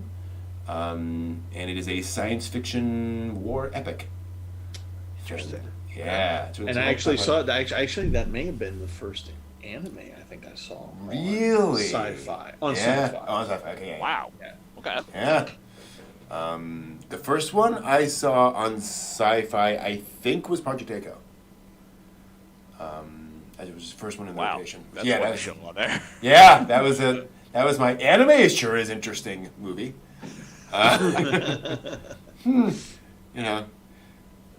They sure are obsessed with panties over there in Japan, apparently. Why is Superman's daughter in this? Yes. Is this licensed properly? Very What weird. is this? I do have a question for everyone involved. What did we What did learn we on learn the show on tonight, the show Brad? tonight, Brad? Perfect. Nicely done. I learned there was a lot of anime released in 2020. Way more than I remembered when I went back and looked at that stuff. Yeah. It was a pretty big year considering everything that happened. Joe. Well, consider all the delays. Yeah. You know what I mean? Yeah, Everything absolutely. was like, oh, it's delayed. Oh, it'll be delayed. If we had a normal year, did we get things that would have occurred? So we had, instead of 75 shows, we would have had 95 shows. Yeah. And granted, anime works in such compressed schedules anyway. I'm sure it's kind of like, we're delayed by 2 months. It's like, geez. And also, it should be pointed out, Japan, Japan's restrictions were much less than they were in other countries, right? So they weren't all social distancing everywhere for all year. So helps. Yeah. That's all I can think of. How about you guys? The Mugen train won't stop. No. Well, no, I think that's it. It's pulled into the final station, right? Like it is now the biggest movie of all time. Where can it go from here? Where can it go? Just keep going. It's just gonna keep America. going. Yeah, once we get global release, America. there is will be coming to nothing America. China, much less America. Look, Jeez. they're gonna time Mugen for when the United States finally gets its act together and deals with COVID, and to the point where we're gonna be able to actually have a safe, movie going safe experience. and then they're gonna go, here you go, America, moving train. Mm. And then we get to anyone who's starved for content is gonna be like, I don't know and I don't care. I just need to do this. And Did they're you gonna go ever out. stop to think that COVID is changing our genetic makeup so that we have to see Mugen Train? I posit that. Dun dun dun. Mugen So Train is a ghost self-assembled in the net, specifically to propagate itself. Exactly. Yes. Yeah. So in 10 years' time, there will be no films, no TV that are not It would Mugen just be Train. Mugen Train. Wow. What happened? What happened to Earth? What happened here? Well, the humans. Mugen Train. Mugen Train. And then we'll have to build a giant. They'll build the Arecibo telescope again, except really be a giant transmitter to transmit Mugen Train to the universe. All hail Mugen Train. Mugen Train.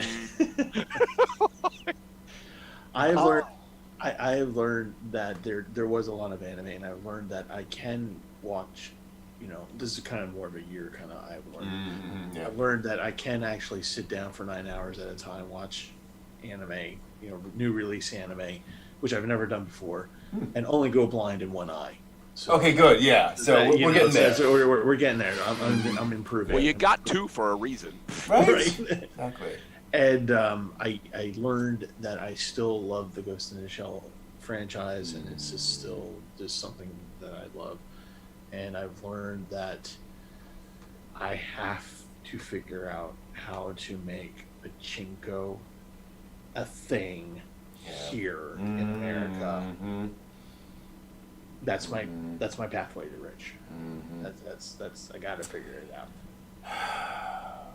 You got to go talk to the boys in New Jersey. And Rule 34 the hell out of it. Then obviously going to New Jersey would really be the good choice for that. Atlantic There we City are. needs content. Wow.